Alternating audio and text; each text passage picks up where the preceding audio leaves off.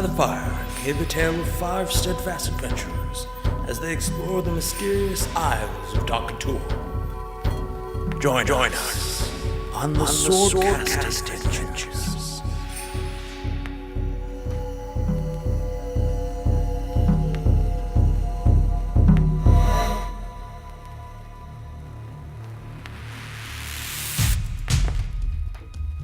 Hello listeners, long time no hear.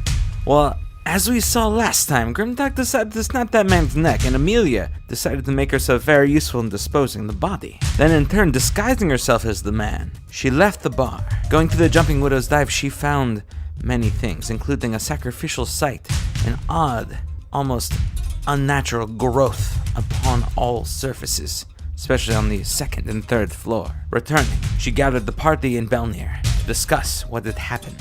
And in the process of the conversations, battalion members showed up. They began to arrest people. Now let me tell you, they absolutely decided to react how you would expect a young child with absent-minded, absentee parents to react, including, and not limited to, caltrops, ball bearings, gusts, illusions. Well, and the half-orc finally decided to burn the place down. You know, as you do. Jumping to safety with only a few minor cuts and bruises, they rushed through, stealthing their way through the crowd, finding that once they made it to the marketplace, your humble narrator was no longer there. They made it to the docks, finding Silence and her ship harried by fire giants. They jumped into the fray. Ghrimtuk fought valiantly with that wonderful sword that Red Dragon had given him. Did a lot of damage too, no, don't get me wrong, but he seemed to get a little cocky. Grabbed by the giant, slashing away at his arm. Well, that boy just went off like a shot when that giant hucked him across the shantytown, straight into a pile of rubble. That's where we return to this fight already in progress, so I'm gonna leave that here and say, enjoy. Thank you, Mirabi. You all stand post Ghrimtuk flying across the entire wharf, landing 180 feet out, crashing into buildings, and now this giant standing there, enraged from this half-orc doing so much damage to him. He looks over and goes, Dragar! You have them, I will get the small one shooting. Oh, really? That's the plan. And he does that by running 30 feet. He probably moved really quick, he can't hit. Well, he can move here. It's still 30 feet. Oh, that's closer to the kill zone. It is. Which brings it to Tight. the other fire giant's turn. Who, in turn, is going to... You see him. He has the person in his hand. Throws him at Ghrimtuk. No. No, what he does is just, without doing any form of throw, he just, over the water, just lets him go. And the guy splashes into the water, leaving his hands free, because the fire giant is then in turn going to turn, and you see him grab both sides of the bow and try to start to pull against it.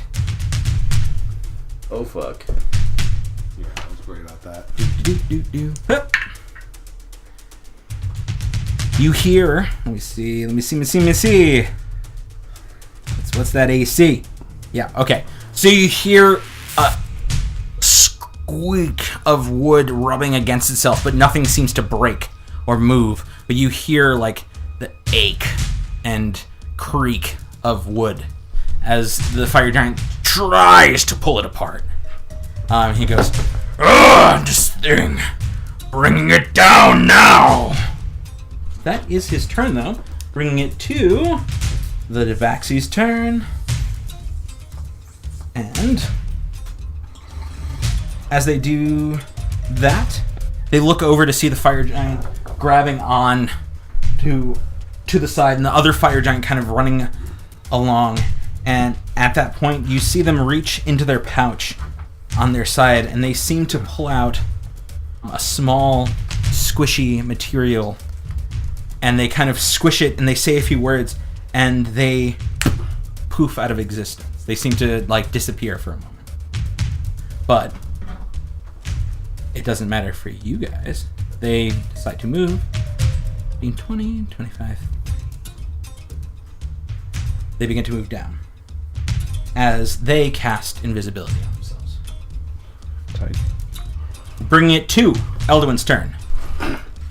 Elduin, this fire giant seems to lumber one foot after another right down the dock towards you. You feel the whole dock shake under its weight. It is your turn. Well, I'm not going to make this easy on you, and I will move forward Excellent. to keep the watery bit in between us. Okay, how far are you moving forward? How far is 30 feet? 30 feet Does that give me the is... gangplank? 6 squares. Yep, it's right in front of the gangplank. I will move to and right in front of the gangplank. Got it.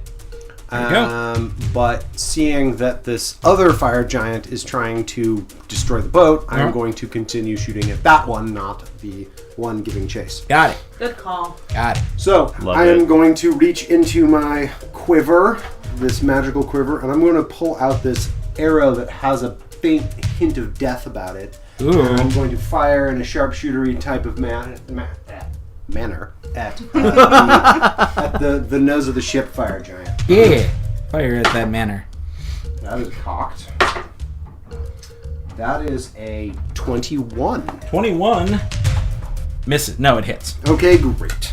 So a lot of dice. Lots of dice. I am going to trigger the banishing arrow on this as well. Got it. So that is going to be a charisma saving throw. Obviously his strong suit. Uh-huh. Yeah, they're likable people. They are such like... Actually, they're not bad at it. Okay. What's your DC? My DC is 15. Okay. And so Let me the... do damage, or I guess... Let's do damage. Yeah, cool. So that is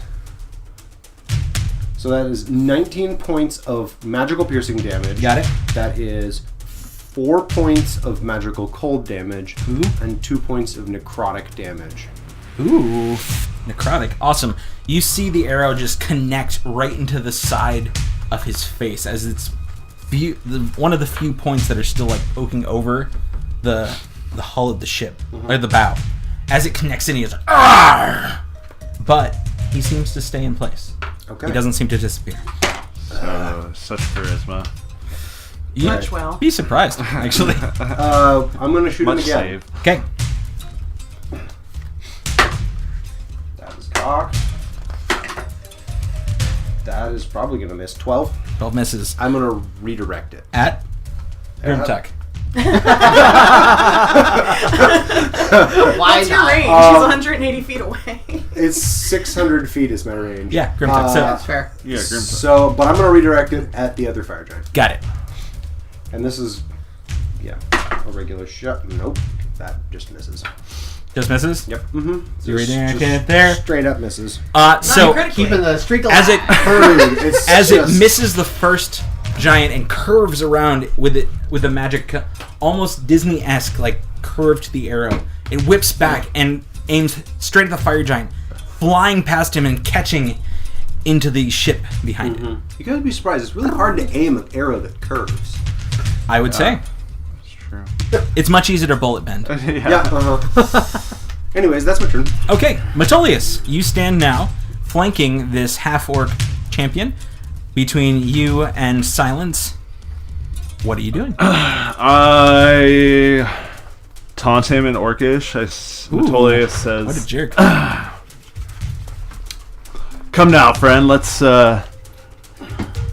us engage in the beautiful battle." Not really a taunt, more like a come at me. More like a come at me, bro. But since he's flanking, Yeah. get advantage. 23. 23 hits.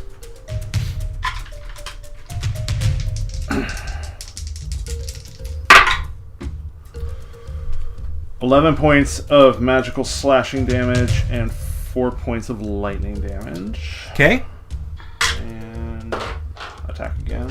got it. The blade connects and you see the lightning arc off of his plate armor and he screams under the pain. Next one will be a crit. Ooh! Yeah. And I will smite at level 2. Smite your face. Slay the hell out of that guy.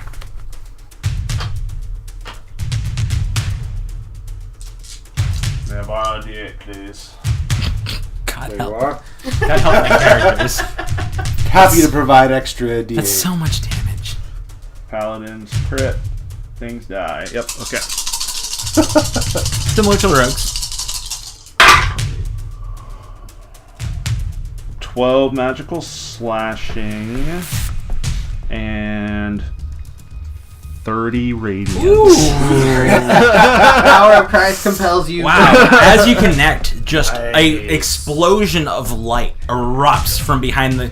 He's almost haloed for a moment, but again, his face is just this grimace of pain and rage. As you see just this like bit of smoke emanate off of his back as it burns into him. Anything else? As a bonus action, I will cast Shield of Faith on myself. Okay. My AC goes up by 2. Word. So, You as- glisten. Something like that. Glimmer. I glimmer with righteous Glisten. fury. you glisten. I know I'm not I glistening. glimmer with a righteous So, as a bonus action, this man is going to regain 20 hit points. Wait, who is? This half-orcish gentleman. Wait. Mental gem. Mental Gin. And in that turn, you just see him kind of turn around Orcish. You will rule with the day.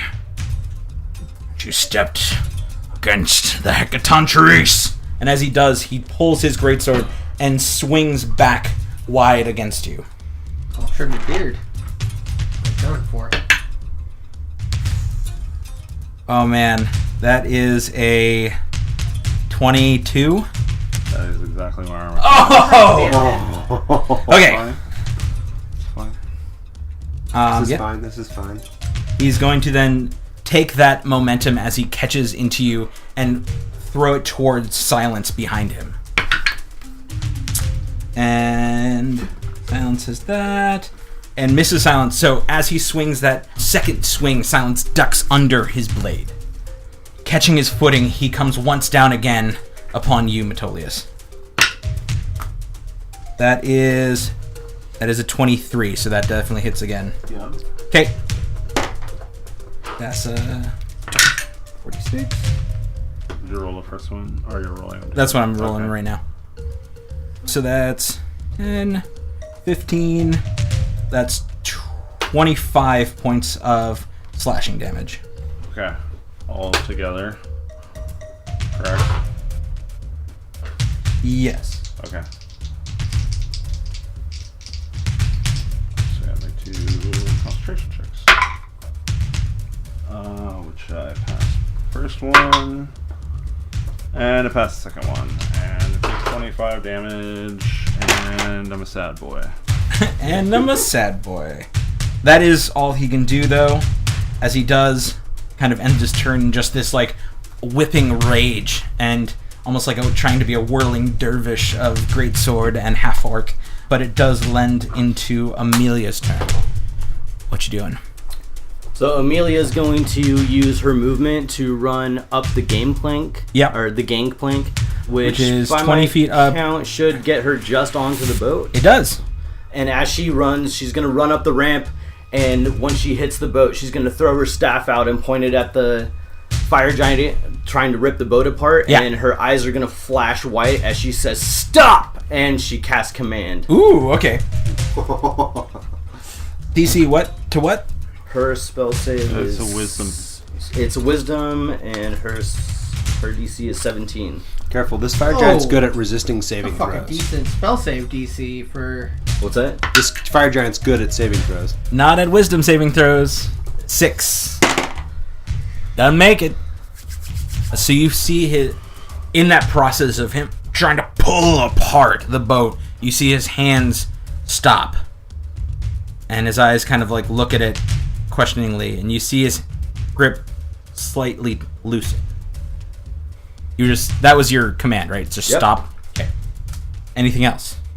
That's your movement, that's your spell. And then it is silent. Nice. This Silence's turn, who takes advantage of the fact that she was missed and pulls her rapier, using her dagger and her rapier. She stabs once with the dagger with advantage. Has flanking. Hits. Word. That is 1d4 plus 4. At 6 points of damage. She's doing good already, guys. She is then going to take her rapier and stab deeply twice. Damn well try. Advantage. That hits with a 20 or 22 and another 22. Both of them hit.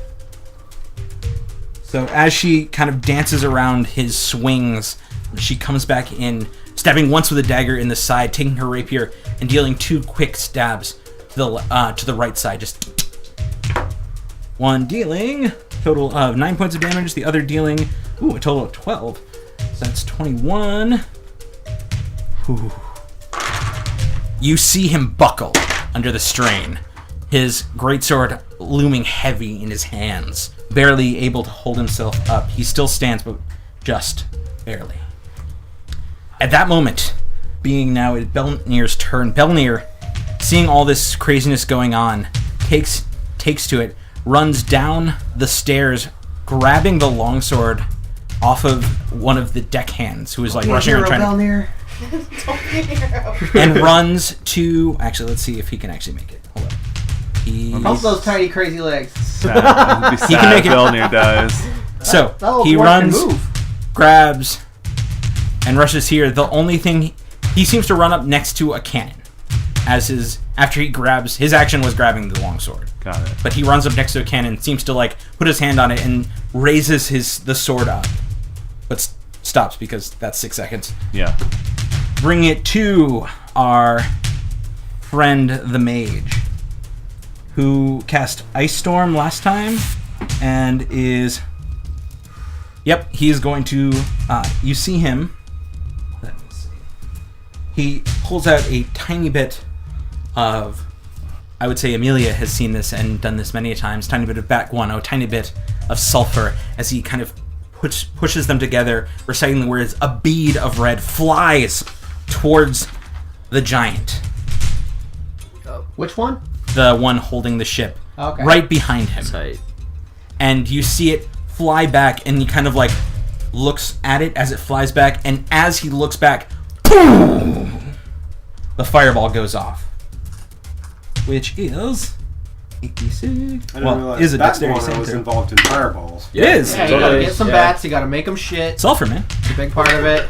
And then somehow fireball. There's another alternate component. Okay. I forget. Bat guano I think and- it's It's sulfur. a bull Sulfur. testicle, right? No. Yes. Like something else you wouldn't anticipate. Known for their explosive qualities. How in the fuck? Anyways, Oh, I'm just... They're not resistant to fire. No, they're immune to fire. Not in this, but well, let me double check because this program has led me astray many a time. Yeah, I'd be surprised that their Yeah, right? Alright. damage immunity is fire, Wait, according to Roll20. there it is. Damage immunities. Well, he gets a tickle from the fireball. He does. Curses! I also don't... I feel as though this mage may not know that. So I'm willing to let that fly. He learned a valuable lesson. He did. Yeah, we all learned a lesson. The true It was enemy was friendship. No. That's not the I lesson mean- at all. It was love the whole time. I love the whole time. Gotta go somewhere, right? But the explosion rips to the side. A bit of the end of the dock breaks off under it. And the fire giant buckles under the force for a moment.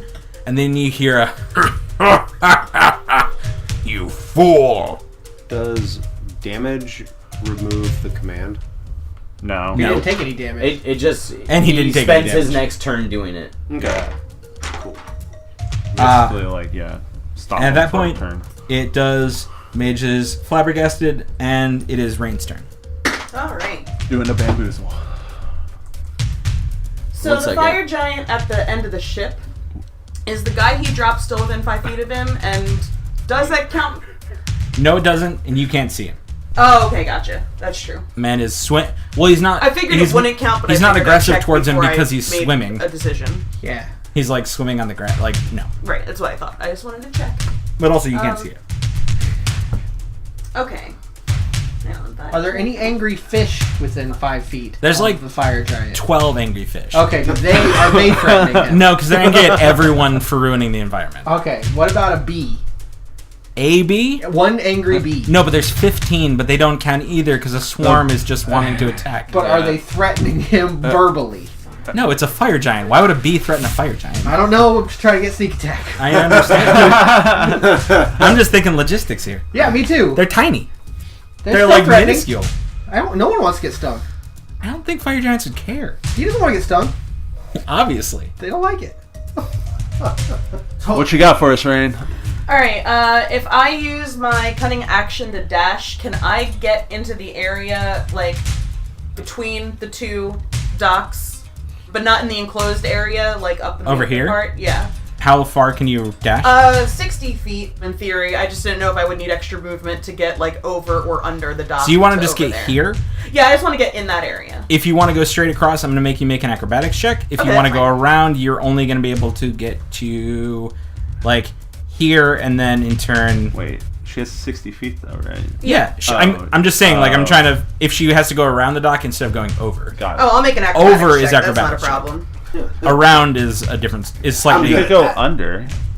It's right? not high. She'd have to, like, duck pretty well. Oh, okay. And the logistics of walking on water in a... Yeah, I wouldn't be able to swim because I'm like wearing, a hunch like, position sounds weird. Like, in theory, I'd have to get to the dock, take off the water walking ring, like, swim under, put it back on. So, like, it would let's be, do an acrobatics Yeah, check. let's just do the acrobatics check. And it's better, it's better TV that way. 16. Word. So, and 60 feet. So you just want to get to the center, correct? It won't be your yeah. full movement. Is that okay? Oh, yeah, that's fine. I just want to get in there, so I'm still kind of separated from fire giants to a point. Sure. But I want to be within 30 feet of the orc to shoot him. Okay. Yes, I got you. So you hear as Rain's feet tap against the water as though it's solid surface. As she does, she makes it to the edge of the dock, and you see her tiefling form fly up, an arc of water off of her feet, kind of halo her for a moment as she lands on the dock, continues to fly off, or to jump off, and land mid-water, standing tall right in between everything, and within, as you said, 30 feet of the orc. Excellent. And you still have since some I'm not movement one effect. of the two people flanking, I don't get advantage, right? Correct. Okay, cool. So then I'm gonna attack with my crossbow John.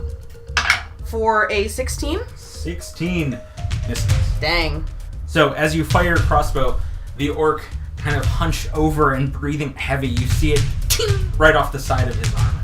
Alright. Off Well, the pauldron. I did some movement. I did a thing! I did some things. Word. Wait, you did your cunning action to dash, right? Yes. Yeah. Yes. So don't you have 15 more feet? Was that only 45 feet? That was... Well, this is where I want to be. Like, I want to be in okay. this little... Got it. Yeah. And that was my goal. effectively 50 feet. So she'd have Okay. 10 more. But that, yeah. Yeah, I just kind of want to be... Okay. Yeah. Are you good? I mean, yeah, I can't do much else.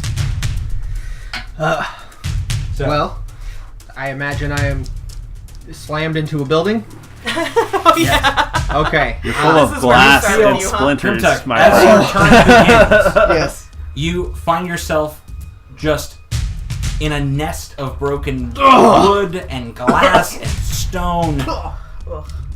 That's a tooth. You see a bunch of people around. You I even swallowed hear- a tooth. You hear screams of peasants like running away as you pull yourself out of this wreckage. All right. Okay. I'm back in it. Good. Whew.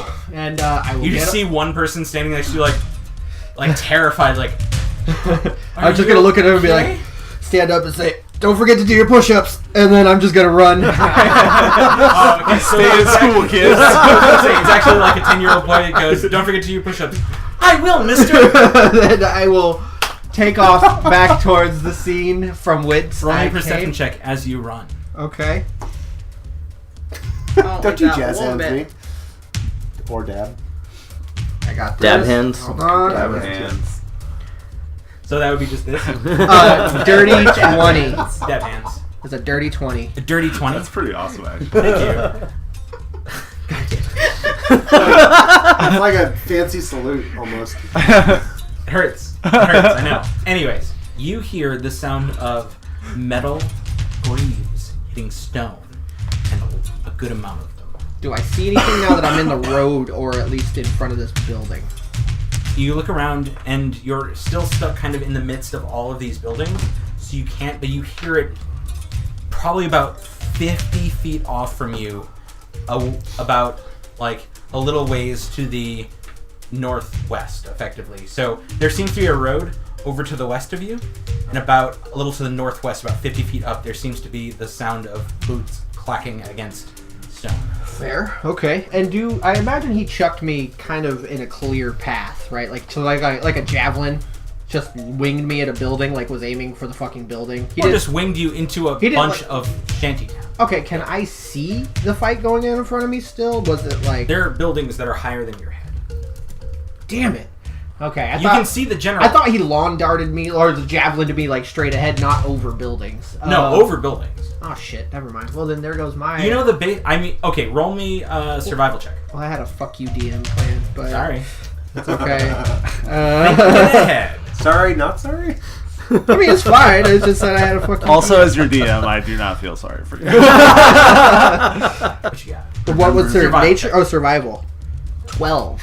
You know the direction you have to go. No, that's not what I would needed. I understand, That's okay. but you asked if you would know where the direction... No, I asked if I could see the fucking fire cannot see. giant that threw me. Okay, well then never mind then. All right. I will use the remaining movement of mine. I already moved 20 feet. That's I will one use, of two on-land movements you have. Yes, I know. I'm just saying. If I could have seen him, I was going to throw a lightning javelin at him. But since I can't see him, I would say, as you rush through... yeah, I need a linear line of sight. Oh, I know. As you rush through, you break the... After 60 feet, you basically break the line. So as of next turn, you would be able to see the fight. Fair. I was just at 20 feet, and then you move into and then I challenge him in single combat. But I can't do that. So yes, I'll move 60 feet, and then I will also drink a greater healing potion. What else could you have done, Ghrimtuk? That's fine as a bonus action. Yeah, bonus action, I can drink a potion to myself. Well, I was going to try and challenge him to honorable single combat, that's all. But Oh yeah, you should definitely try to do that. I like my chances. Except for now that there's other assholes coming. Alright, so I will use a greater healing potion, which is 4d4 plus 4. Woo! Okay, only one in there. That's not so bad. 4, 5, 6, 7, 8, 9, 10, 11. Plus 4 is 15. I get 15 hit points back. Like 33% of what you lost. It's not terrible. Not bad at all. No? Yeah. I'm hauling ass. That is my turn. Okay. On the first of the Fire Giant's turn, which is the one that Ghrimtuk was thrown by, he looks over at the group of now enemies on the opposite side of the dock, and as he looks over, you see him get frustrated for a moment. It's like, ugh, and you see him back up about 10 feet. Oh yeah. And he just 1 foot, 2 foot, and launches himself off to jump over in between Elduin and Silence. Yeah, I thought that was going to happen. Yeah. Yup. Now I'm gonna see if the breaks. We're gonna roll a percentile for that one. I mean, it's already. Yeah. I like this. Speak up to Mike. Well, okay. I was sort of mumbling to myself, not really. As he lands, Thanks for calling him out, dude. Yeah. as he lands, you all hear this Wasn't meant for the terrible microphone. crunch as below his feet the boards just shatter and peel up. Silence and Elduin shit. both get thrown into the air. I want you to roll a dexterity saving throw, Elduin. Silence has to do the same. Silence will get a +4 because she's within 10 feet of me. There you go. Let's see. Acrobatics, right? Dexterity saving throw. Dexterity. Saving throw. 18. Okay. You, Silence, and Elduin both have the opportunity to dive away from this ever-growing, just like pit, now that the fire giant has crashed through and fallen into the water. He sits about chest high up, his arms still stuck out, and he's like, "Wah!" His greatsword hanging high above his head. Elduin, you would have had to move over. Silence would have to move over there, and the fire giant moves here. But as he does that, he you see his eyes filled with rage and fire look over at you, Elduin, and he just swings out with his greatsword. Mm-hmm. But hey, you're not prone. I like that. Yeah. So he's gonna take his first swing. Doesn't count. Is that so? That is 22 to hit you. Yep, hits me. Word. Let's say that's just gonna roll that right now. Just get it out of the way.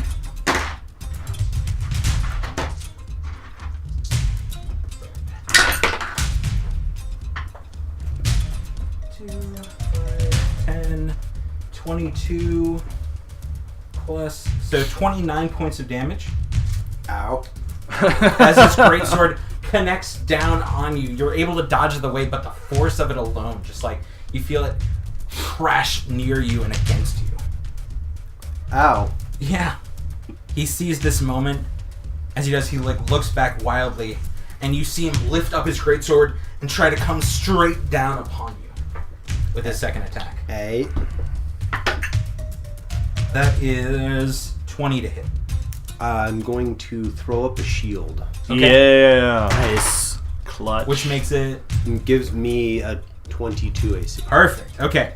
So as you see this giant blade coming down towards you, you throw up a shield, your hand goes, this shing, shing, this glowing shield comes over you, and you see the sword just skim off the side of it and crashes into the ground. And you see him kind of pulling wood out of his way, trying to get out. But he is still stuck there for right now, as he was trying to attack you. But that brings it to the other giant who can just for his next turn not do any stop. He stops. Correct? That's what I said. Yep. This is his turn. He just stops. Obey. You just see him just stand there, post the fireball, just stands there and he looks confused. You see his eyes kind of going wide. He's you see him want to break. He's like, no, I wasnhed it. And that was one of the sailors. Squeeze. You don't see, but you hear, Elduin, the words, cover your ears. Can I? Sure. It's more of a flavor than anything else, but yeah. Okay. You cover your elf I'll ears. cover an elf ear. As the invisible Tabaxi pulls out a bit of mica, and you hear it whistle a tune and throws it out and casts Shatter right behind the giant's head. Nice. Something like a little concussive force. Yes. Which makes it, let's see.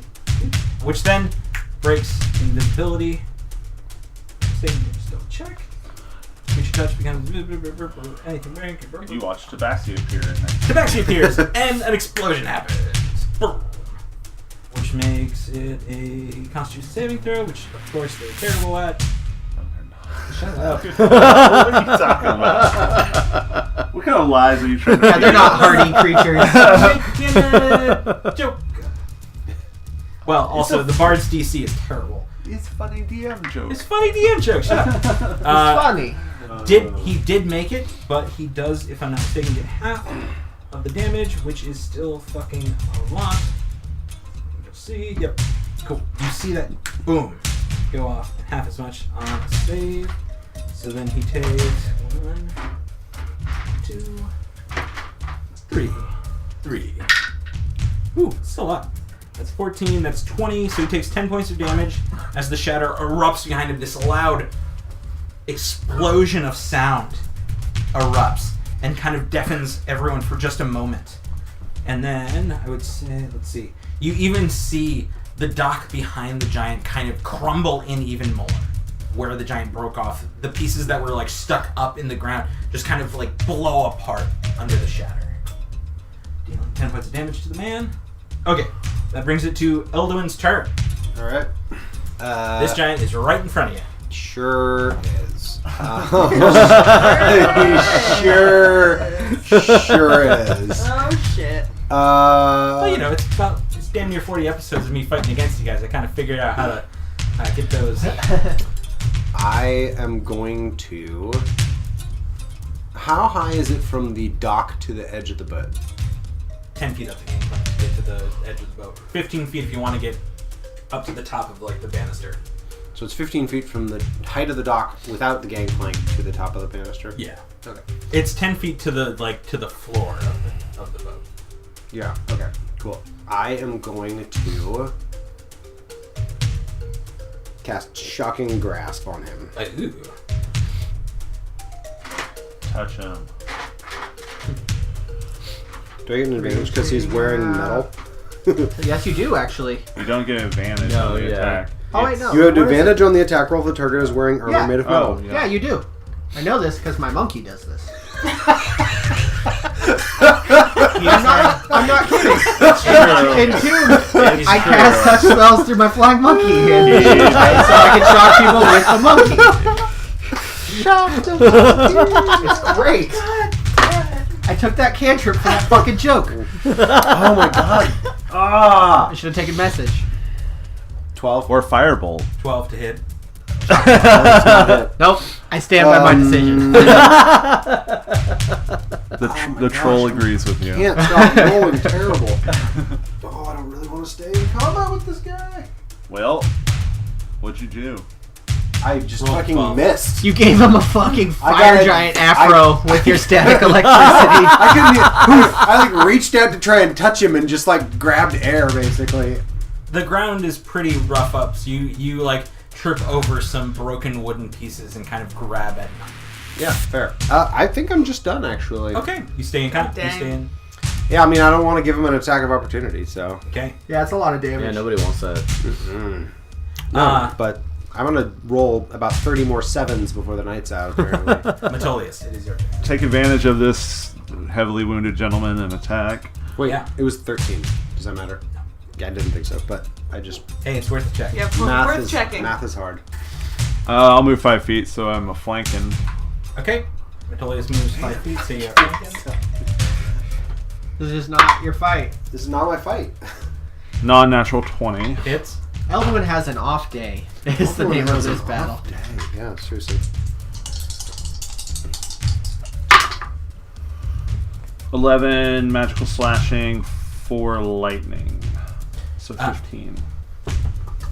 You see him take the hit, as he does, and you see him kind of, the light go out of his eyes for just a moment. He falls and catches himself with his sword, and then in a fit of rage, the orcish blood boils in him, and his head reels back as he comes back for just effectively a moment more.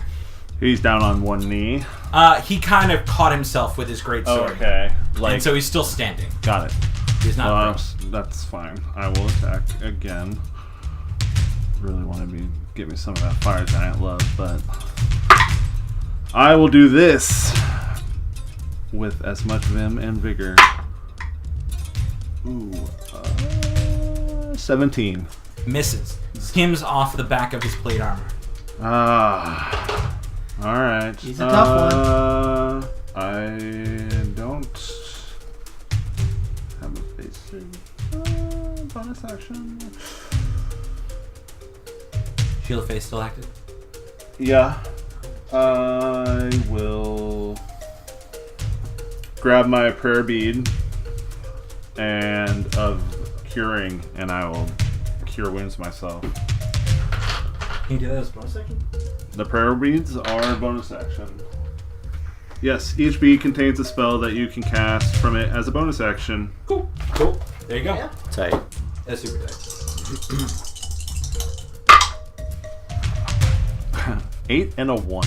Plus my charisma modifier, so that's 9 plus 4, so 13 points of health back. Hey! That's So, yeah, no, I'm decent amount. I'm back to 60. Oh, I forgot. What are you back to?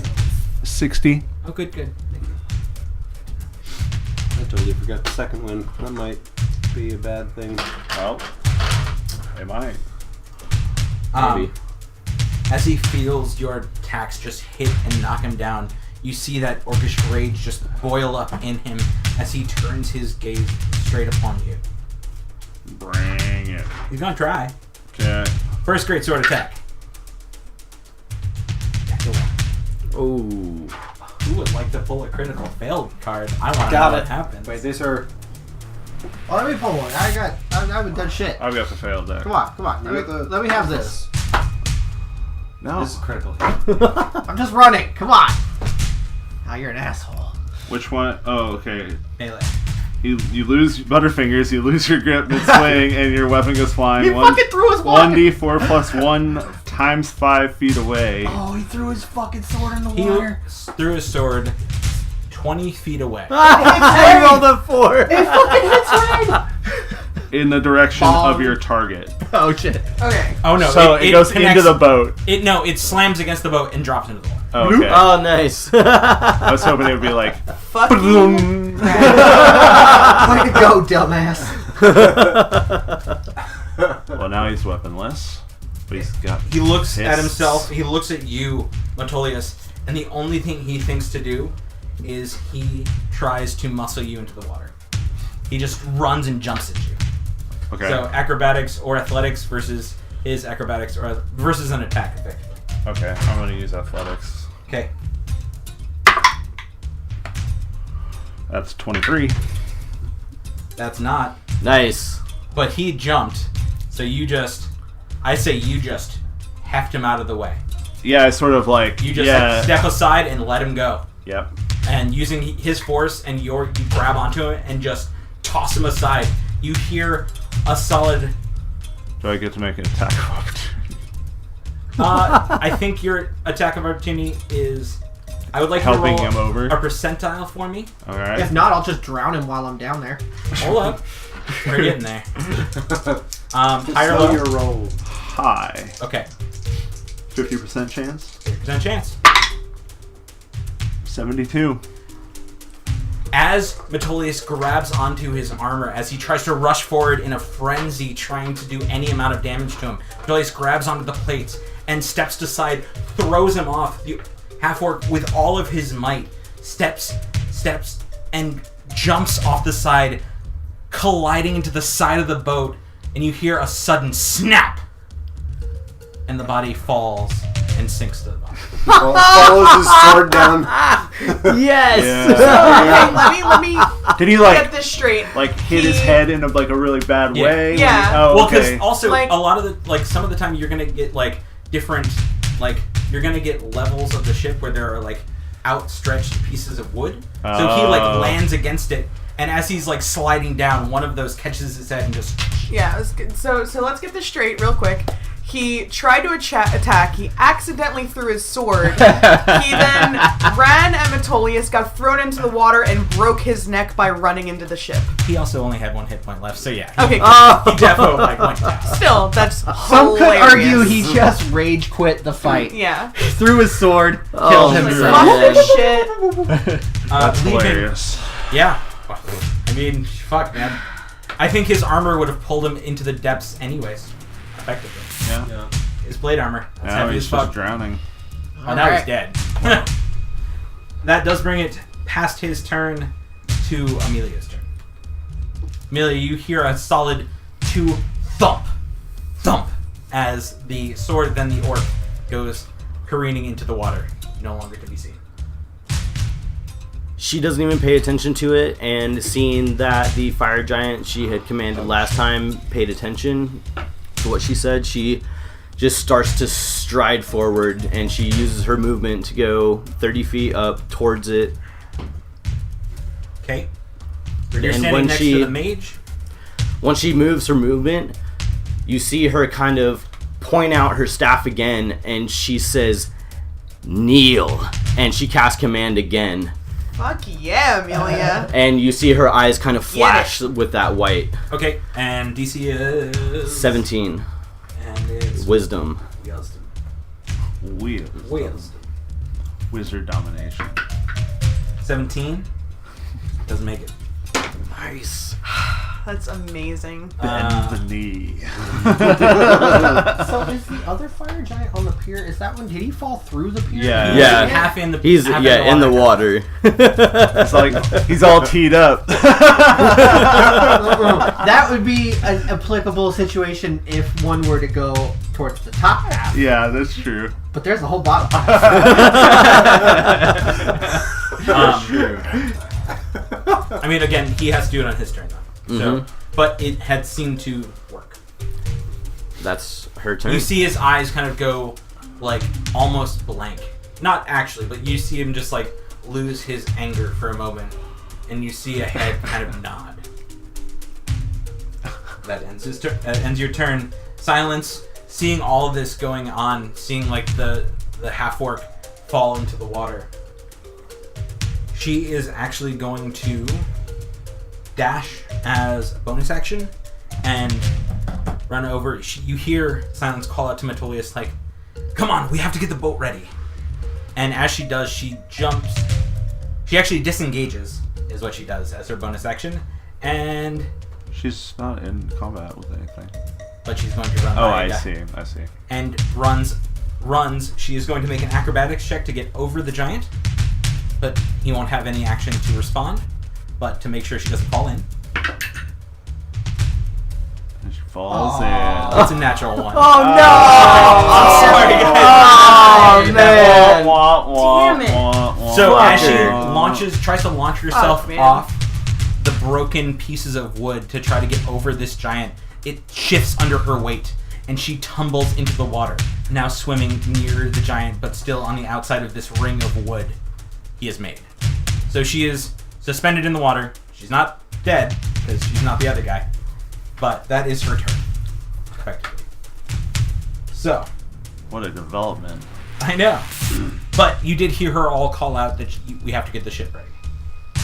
Belnir, not exactly understanding what's going on with you, Amelia, you hear the sound of sword hitting rope as Belnir cuts the cables holding the cannon. And you hear the sound of squeaking wheels as he wheels it out and turns it toward the fire giant. Tight.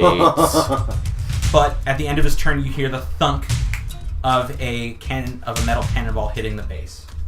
That's as far as he can get with all of the things. That is Yeah. a lot of things. But he seems to aim the cannon. Not mad then? What? I'm not mad. No. That's I'm awesome. just the anticipation. Yeah. Uh, Do the other deckhands see him doing this? Or? Yes. Okay.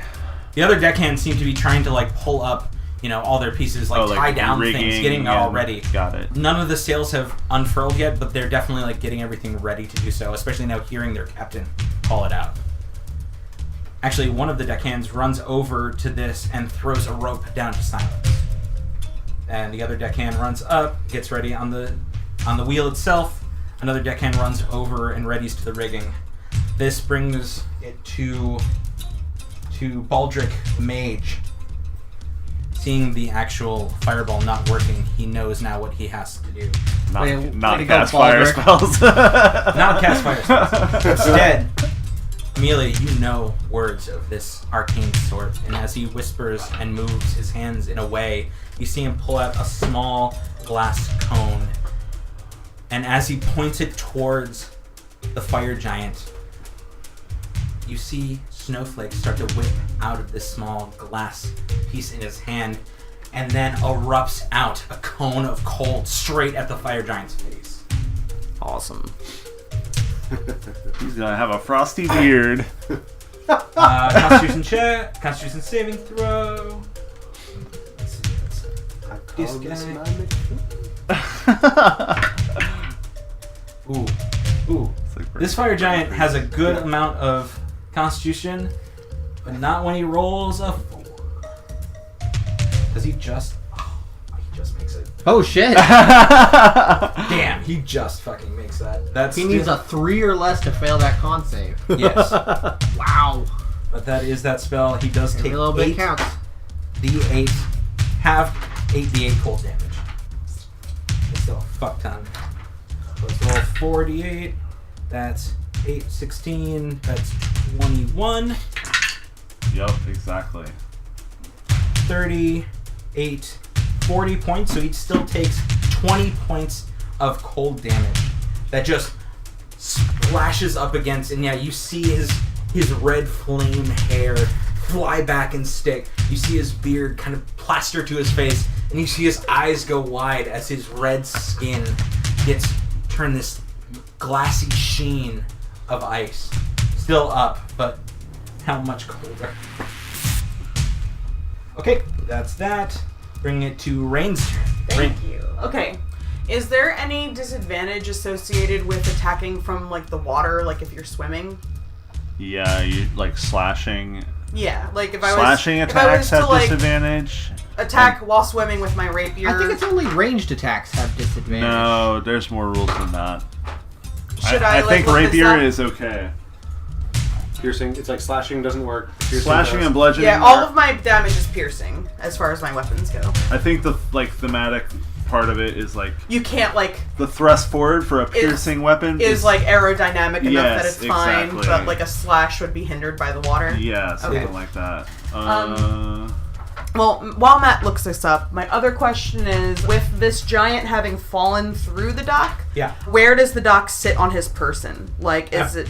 His, chest. Okay, cool. Oh, hey. So yeah, when making a melee weapon attack, a creature that doesn't have a swimming speed, either naturally or granted by magic, has disadvantage on the attack roll unless the weapon is a dagger, javelin, short sword, spear, or trident. Okay. And ranged weapons Automatically miss a target beyond the Okay. weapon's normal range. So rapier was not on that list, right? Correct. But you're not in the water. You're on the water. Hang on. Well, I haven't gotten there yet. Okay. So, but a dagger wouldn't have disadvantage? Correct. It Your would not. dagger would not. Okay, deal. I am going to take off my water walking ring Good thing I and have fall these into the magic water. daggers. Okay, you hear a splash as Rain falls into the water. I am going to then swim up behind the fire giant underneath the dock, Okay. hopefully flanking with Elduin in some way if possible, since we'd be on either side of him. We're going high-low. Yeah, but There we're are on like 3 different people around levels. this thing. Like, I feel like... Sure, I'll let it happen. Like, That's there's fine. so many people around him, I feel like it 'cause should if count. we're being honest, Elduin hasn't threatened anyone this fight.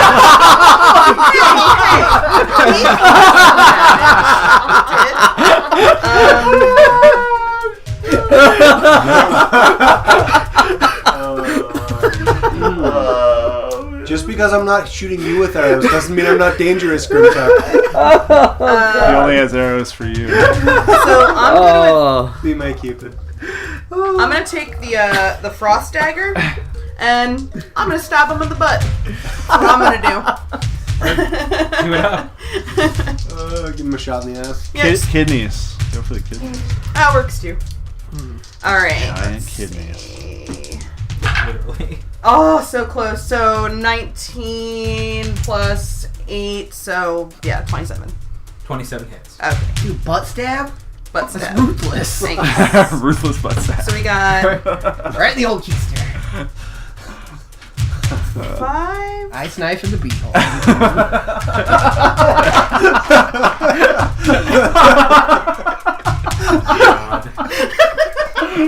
That just rolls off the tongue. I was like, why So is that that's so funny? one of our shirt options. Ice knife in the beehole. That's our Or in the episode G-hole. title. That's our episode Oh, title. man. Ice knife in the beehole. Okay, so we got 1d4. The season, the act finale. Ice knife in the beehole. So let's make that. I was thinking something a little more poetic for Yeah. our final Last year, episode of that. I don't know. It's like toilet poetry. Yeah. Just a little more poetic. wow. Just, you know. Oh, Dear man. God. Frost damage, and then sneak attack. Okay.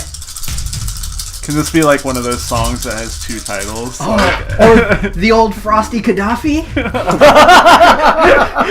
That's a good one too. God damn it. Because he got a knife in the beehole. 26 piercing damage. Okay. 26 piercing damage and 4 frost. You hear just a cry go out, but it's muffled, being that you're underwater. Above you, that kind of shakes the water around you, and the whole body just shivers as you stab him with a nice knife and beetle. Excellent. Oh, that's so ruthless. I still have like 5 feet of movement left, right? That was 25 feet? Sure. Just in case, like I don't think he can really get me under this dock, but just in case, I'm going to use my cunning action to disengage and move back 5 feet. Got it. Just like a shark.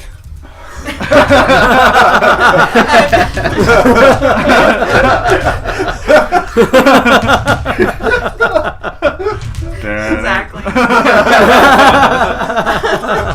Oh. And if it counts for anything, I come back to the surface to breathe. Like, I don't know. Give if you that- under the dark. That's fine. Alright, I mean- yeah, as long as I have like enough headroom to breathe, that's all I care about. I mean, yeah. Top of the round. Grimtuk. You know he has 15 feet of range, right? Oh, I know. Okay, good. I'm just hoping to not be exactly where he thought I was. Maybe, you know, like. We'll see. Butthole stabber. He also can't see. So. As we get top of the round, Ghrimtuk, you're continuing to run. Behind you, you kind of look over as you break the kind of horde of shanties and things. As you break out into this like open now wharf and kind of market style area, you can see where you came from. Okay. But the giant is still out of view because he's sunk into the water. That's fine. But from behind you, you roll a perception check. Just Okay. for shits and giggles, you know. No reason. It's a 10. Asking for a friend. It's a 10. It's a 10. It's a 10. It's average. It is average. You look back and see a group of armored, similarly colored, armored individuals behind you. Like, they were 50 feet roughly earlier. What are they at now? 60. Being Okay. that you still have about, I would say you have probably more like a 10 on them. Okay. 10 feet on them. So yeah, they're about 60 feet back.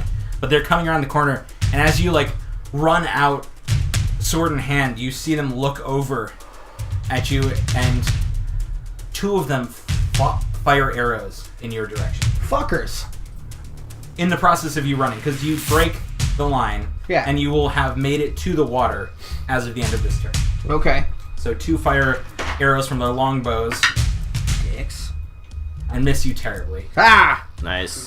And so they're about 60 feet. Reinforcements are shooting. Yeah, I thought that was That's fine. It's a thing that happens. The others seem to hold like javelins high, but you see the one in front who's this like gnarled, full-blood orc. Just kind of throw his arms out and stop them from wasting their ammo, but kind of push them forward behind you. Alright, okay. But at the end of your movement for the rest of your turn, unless you turn around and face them, How far out are they? 60 feet. How many are there? Rough a- estimate. With a 10, you saw 5. That's not terrible. I could take 5. No. No. At that point, when I see the arrows just land into the ground, I look at both of them and just flip them off. Okay, And then because just you see keep bailing. what you see is about 3 full-blood orcs, and you Yeah. see 2 hobgoblins behind him. Fuckers. And then, yeah, I will continue moving towards the rest of my party. Okay, you make it to just at the edge of the dock area, and you see a space where you could dive into the water. Well, I could make it to within 10 feet of him on land because he moved 30 feet closer. So, but I can also just go underwater, so that's a tough one. He didn't move 30 feet closer. He just jumped across. He moved 30 feet towards me when he was going to that's go right, around. that's And then he jumped across. But, because he was over upper left. Well, he was initially, he only really moved towards you a total of about 10 feet. Because he moved down, and then he jumped over.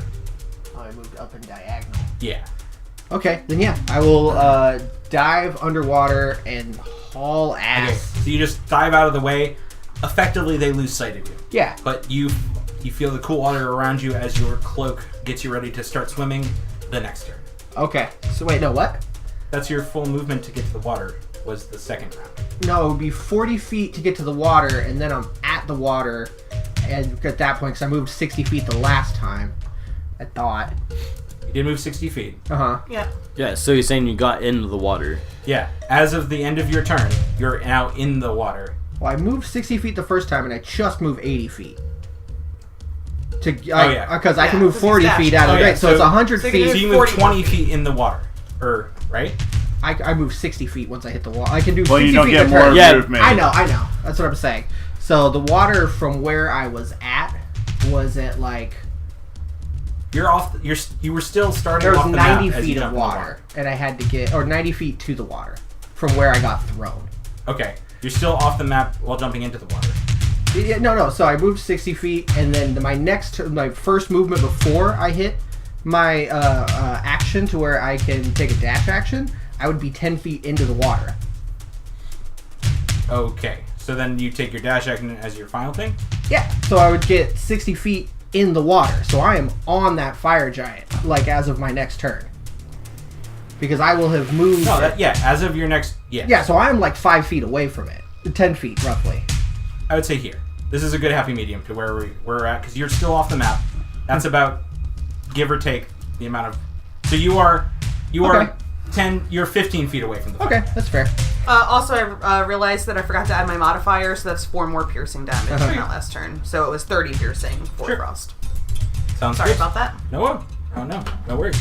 Okay, so Ghrimtuk, that is your turn. I don't think there's anything You're else I back can on the do. map. Congratulations. Yeah, I know, Yay! right? You made Hooray! I made it. But the pursuers and the reinforcements seem to have lost your trail. That's great. That's awesome. Okay, bringing it to the first of the fire giants, who... Does anybody see me roll up, or am I still just under the They're dock? under the water. Okay, Under cool. the water. Another Elduin, shark. you see this fire giant try to lower himself into the water. You have an attack of opportunity, effectively. So does the bard next to you. So, do I use my bow, or do I have to use like a dagger on my belt or something? You would have to use a dagger on your belt because you're in melee. Okay. Unless you want to use your bow, but that's disadvantage. Sure. Yeah, sure. I'll just whip out a short sword. Okay. Hey, look at that! I rolled higher than a 7. Nice. I rolled a 23, actually. That definitely hits. So does the 22 that the bard rolled. 8 points of piercing damage. 8 points of piercing mixed with the 6 points of piercing with the bard. So that is 14 points. But he's not down yet. As he dips into the water out of your sight, I'm going to roll a perception check to see Rain's. That's a nat 20 perception. God damn it. He sees your feet. He grabs. Acrobatics or athletics? Oh, sure. You're about to get chucked. Under the water. Okay. You can pick something up out of the water and throw Oh, it. yeah, sure. That's not. 1. Nat 1? Yeah, nat 1. Oh, no. I have plus 12 fucking acrobatics, and I rolled a nat 1. That's fine. You don't Fine. see the giant's arm reach under the docks and under the water until the very last moment as you feel your legs get grasped and you feel your whole body get whipped underneath the water. As he pulls you close to him, he pushes forward, diving down as far as he can go and throws you into the silk bottom. Brad, okay. What happens? Well, Like holding what's her down? Yeah. Okay. So he's grappling you under the water. What's your constitution modifier? Con mod. A plus 1. You have 1 round. No, it's 1 plus Is it 1 plus 1? plus her con, but that's the number of minutes she can hold her breath. But I thought if it she was rounds. No, No. it's different if you're holding your breath on your own volition, but if Right. something is... if it knocks the breath out of her, Yeah. she'll be drowning, and then she'll have 2 rounds. Yeah, that's Okay. it. But I if mean, she Right. has I a think that's lung the full, idea. if she has lungs full of air, I, she doesn't can have hold the- I wouldn't have had the time to, Right. like... She gets ripped under. You have 2 rounds before you drop before to you 0. drop to 0. Okay. As you find yourself being grappled and pulled under. You got it.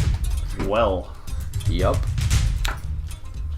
Bring it to the other giant's turn, who bends down into the water. bend the knee. As How his- far? He is. I mean, he kneels, meaning he is under the water. Completely? Yeah. You could probably see the top of his head, but his face is in the water. Can he command? Wait. Can you command him to do something that will hurt him?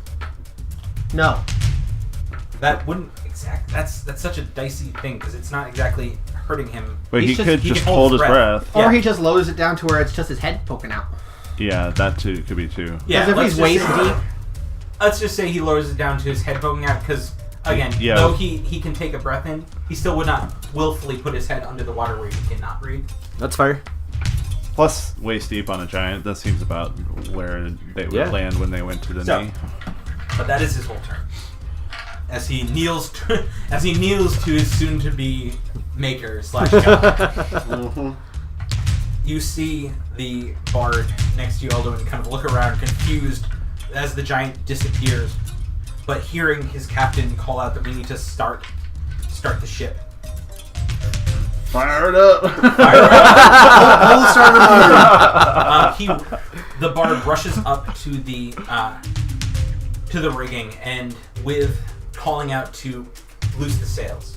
As he does, the other deckhand, both of them, like undo all the ties on the sails that were bound up, and you just see 2 huge sails unfurl in front of you and land. It still will take a full 2 turns to tie everything off to hold them in place, but it has started. That is its turn, Elduin. You see the giant disappear under the water. Is its back sticking out of the water? No, it is diving. It is dived under the water because it has full plate, so it can actually effectively hold itself under. Okay, so the water is deeper here. It's this. I mean, but the other giant is kneeling. This giant is like. So he effectively would be prone on the seabed. Swimming. Don't think that counts as prone. No, okay. But it seems like there's like 10 to 15 feet of water. Yeah, but a giant's torso, like flat-wise, would probably be more like 8 or 10 feet wide if he's only about 18 feet tall. All right, here's the question that I really want to ask. Okay. Can I see it and can I shoot it? You can see it lightly under the water, and if you shoot it, it's a disadvantage because you would have to be shooting through the water. Right. And if I jump into the water, is that still disadvantage? Firing a bow underwater, I don't think would work as well as firing a bow on land. Well, I think it said range attacks automatically miss in the water. If you shoot, if it's beyond their range. Yeah. So if it's within the range of the weapon, it's a disadvantage. Yeah. Unlike against the target beyond the weapon's normal range, even against a target within normal range, the attack roll has disadvantage unless the weapon is a crossbow, a net, or a weapon that is thrown like a javelin. Okay. So disadvantage then. Disadvantage. Okay. I could have chucked a javelin at this guy.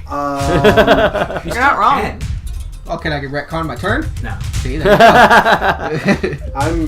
I'm still going to pull. I'm going to pull an arrow out. I'm going to pull one of my death arrows. Okay. And I'm just going to look at the water and say, "The time is late for missing," and I'm going to shoot. Huh?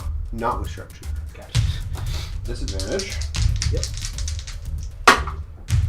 That is again a 12. So, redirecting an arrow that is underwater. DM, how does that work? I would say I want you to roll an Arcana check to see if you have that amount of control over your magical arrow under the water. 25. That you do. Great. I will redirect it towards the other fire giant. I'm just gonna zip around and hit him in the knee or something. You hit the half-orc's dead body. Yeah. Alright, so this is probably still with disadvantage. Yeah, I'd say so. Same basic. 17? No, this is. Dang. You do not hit the half-orc's dead body, but the arrow flies wide and catches into nothing. Okay.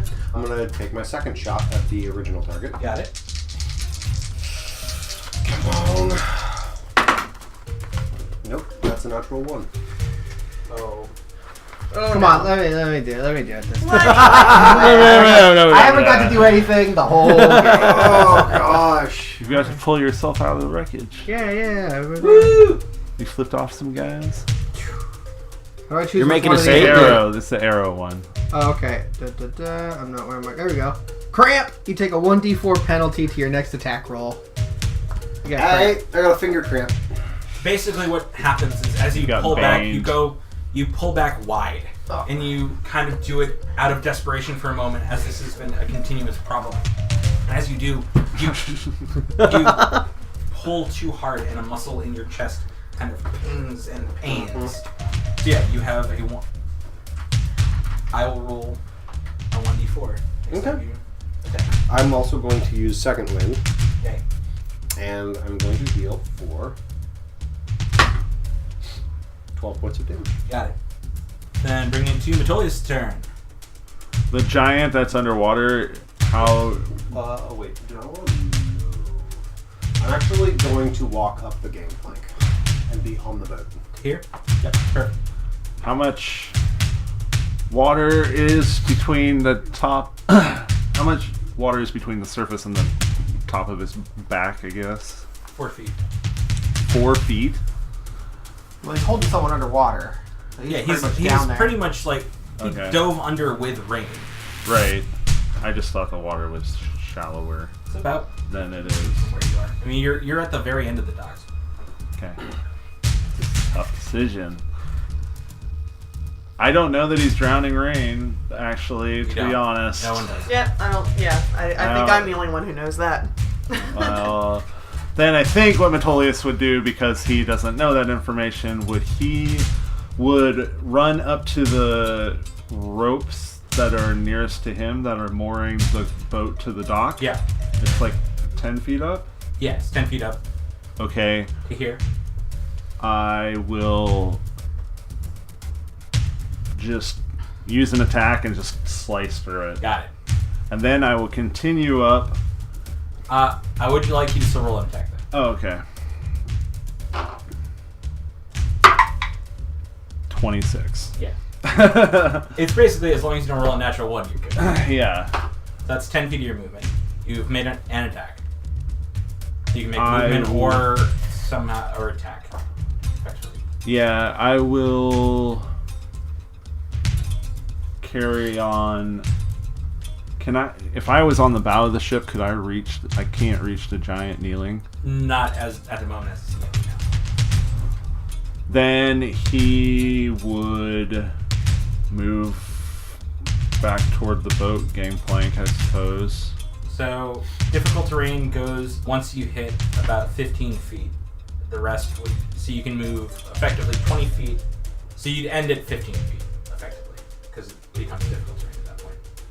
You know, never mind. I'm gonna cut the mooring and I'm just gonna like Launch run and jump and like. Sure. I'm going for this Sure. giant. I don't care. I don't You're want going for the giant over here? No, the One underneath?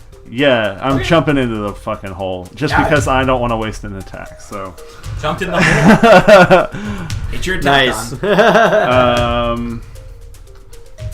it's with disadvantage. Okay. Alright.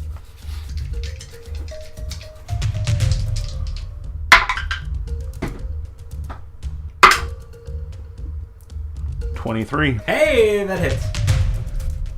If that was advantage or disadvantage? That was disadvantage. Advantage, nice. Yeah. That's a good amount of that's very good. I would say once you land in the water, you see as his hand reaches just out of your vision that something is kicking up a bunch of mud underneath. Yeah, I'm tired of this giant as well. Oh wait, I have the pearl. Okay, I've not used the pearl, so I will burn a level 3 spell slot to smite this guy. Okay.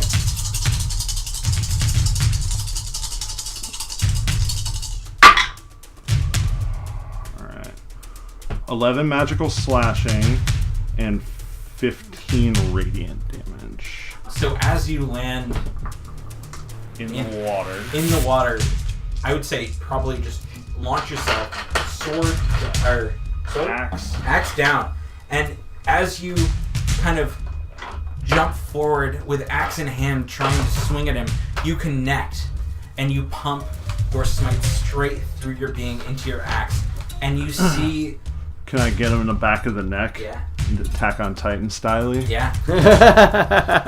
As your smite explodes out of your weapon, you see the back of his head just erupt into a billowing red mist that grows in the water. Rain, you feel the clutch of the giant loose on you, and you are no longer grappled. And that giant Rad. you see his arms just kind of lazily float on, and you feel yourself basically hovering over what effectively is now a dead being. Thanks for making up for my shortcomings. Anytime, my brother.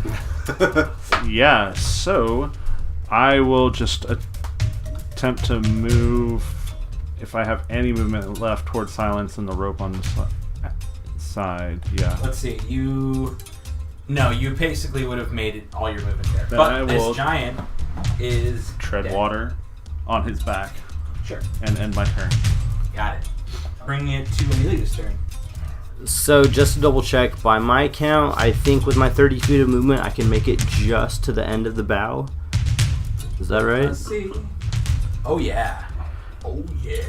So Amelia is going to run forward, and once she hits the end of the bow, she's going to leap onto the giant. Okay.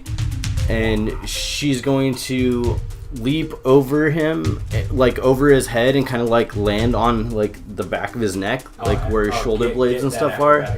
Oh, Acrobatics. I check. love and hate this plan. I'm doing a concern for you. 16. Yes, you leap over.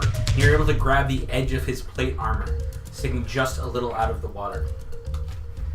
And you see Amelia leap over his head, and she kind of latches onto his armor and pulls herself around. And anybody that can see the top of the giant, you see her stand up tall, and you see this red-haired, like, elven form kind of shift as she reaches up and grabs her chin.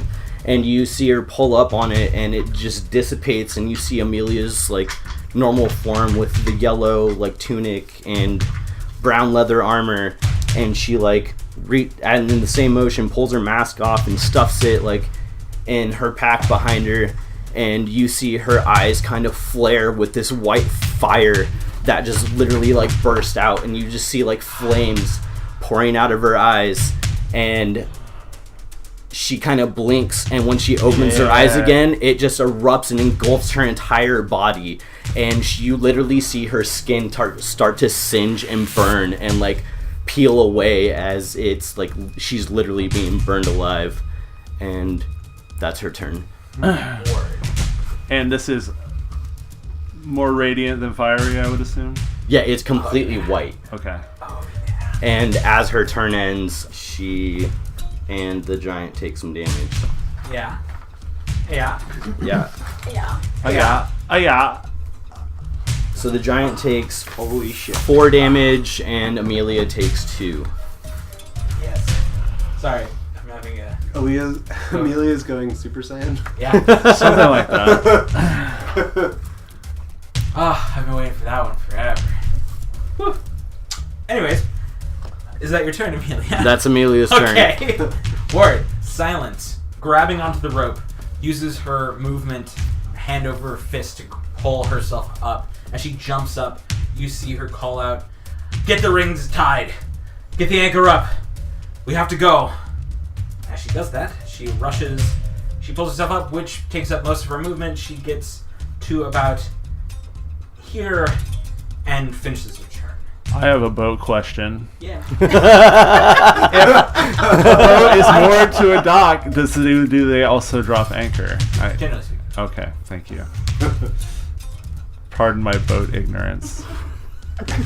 Oh, because obviously I'm a boatsman. I'm like, A bosun?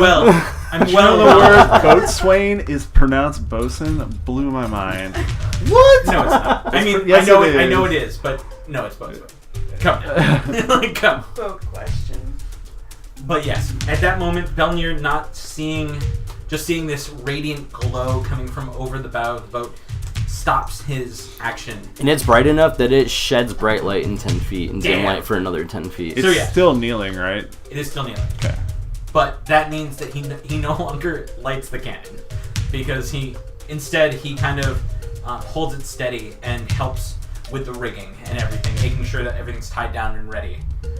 Kind of sticks the longsword into the wood next to the cannon and just runs over to help with everything. That ends his turn as well. As the mage, I would say, rushes over to see what is going on, he looks... Actually, can you make it there? Hold up. Yes, he can, because if you made it there, he can too. He makes it to the edge, seeing this insane, just reveal of beautiful, radiant light coming off of now this golden-clad person who is no longer the red-headed elf that was standing next to him. He looks at you, but noticing what you're doing, he points hand out and cast Magic Missile at 4th level Nice. to follow up. Combo attack. Which means that it's an extra dart, so that's 3 extra darts. So that's 6 darts. Yup. Word. They hit. Because They hit. Because it's magic missile. Because it's That's the magic. fucking magic missile. He doesn't cast it in the darkness, he casts it into the giant. He casts it into the light. That's true. No, don't. Well, Wrong target! not center mass of the light. In the 6. light's general vicinity. Shit, that one. He does a total of 3, 5, that's 11, 12, 14, 17. That is 23 points of force damage into this giant. Ooh. Just Nice. dart after dart after dart. Connecting with the giant's face, missing you entirely. Amelia. Awesome. With arcane precision. That is his turn, as he has cast a very nicely high spell. Rain, you feel the grip of the giant loosen completely. The giant now suspended lazily in the water. You find yourself at the bottom of the wharf and in the sea. How many feet down? 15. Oh, okay. Yeah. Nothing crazy. All right. And do you have a swimming speed? Half your movement. Yeah, yeah. Yeah. So then, 15. You can break the surface. Yeah. Well, I can also dash as a bonus action. That is True true. that. So, I guess I still can't because I could only swim 15 feet to the surface and then swim another 15 feet with my dash, right? Yeah. Also, that's a broken hole. Just Oh, right. Could I get out of there and onto the dock with my dash? So if I travel, if I swim diagonal with towards your it? Yeah. I would say you could probably get... If you got up and pulled yourself up, you'd probably get here. Could I be on the other side towards the giant instead? Yes? Okay. Yeah, that's fine. That's So where you I would swim rather be. past the giant's body, you swim around it and diagonally up. You see Metolius in the water, standing atop, kind of floating just above the giant's dead body. And you pass by him, climbing out of the water. You pull yourself up onto the dock and face this giant this glow that's haloing the giant's head. Almost too bright to see Amelia standing there in all her just radiant glory. Okay. I know, it's stunning. It's so stunning. Does the blocking You're of the grossly light incandescent, just letting you know. well, I guess if dark I outside, tried too, to so shoot the giant, probably I'd already really have bright. disadvantage. No, it's not. It's not right. So I'm gonna try to shoot the It's giant. like late afternoon. Yeah. I thought it was dusk. It's not. Oh, okay. I'm gonna try to shoot the giant. Shoot the giant. It'll be a disadvantage because it's more than 30 feet. Yeah. Get a one. I did get a 1. Oh no! Apparently. Pull that beautiful card. I truly didn't think I'd get another 1 today, but Oh, I did. man. And I apologize, Amelia. Whoops. Reroll attack against the closest creature to the target other than yourself. That's Amelia. Yeah. That is Amelia. So re-roll the attack, But it still has disadvantage. but it's still a disadvantage. Yeah. That does. Come on, Yeah. disadvantage. 15. Does 15 hit you? Good matchup. No. Sorry. Wait, no. I forgot. It's not +9. It's +8 because it's not my rapier. It's my crossbow. So it's 14. Oh yes! Way to be worse at Yep. things. Okay. Slightly Doesn't it? worse. Haha. Haha. Cool. Okay. Oh man. Oh, damn, that would have. Whew! I was a little scared there. Not gonna lie. Top of the round. Well, I wouldn't have gotten my sneak attack. No. Yeah. No. So it'd be Grimtuk, fine. you are in the water. Probably. I will swim towards the other giant. How many feet can you swim? 60. Here, fishy, fishy, fishy. That's as far as you can get, right there. For my 4th turn in a row, I will move.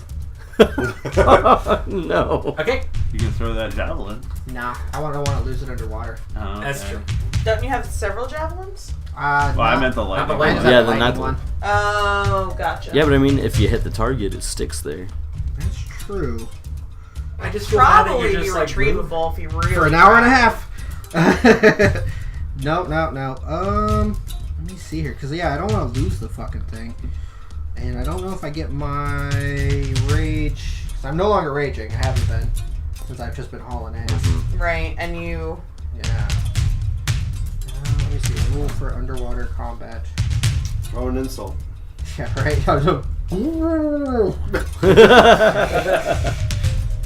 There's a bunch of bubbles popping. You also, under the water, see this kind of emanating glow. Let me see here.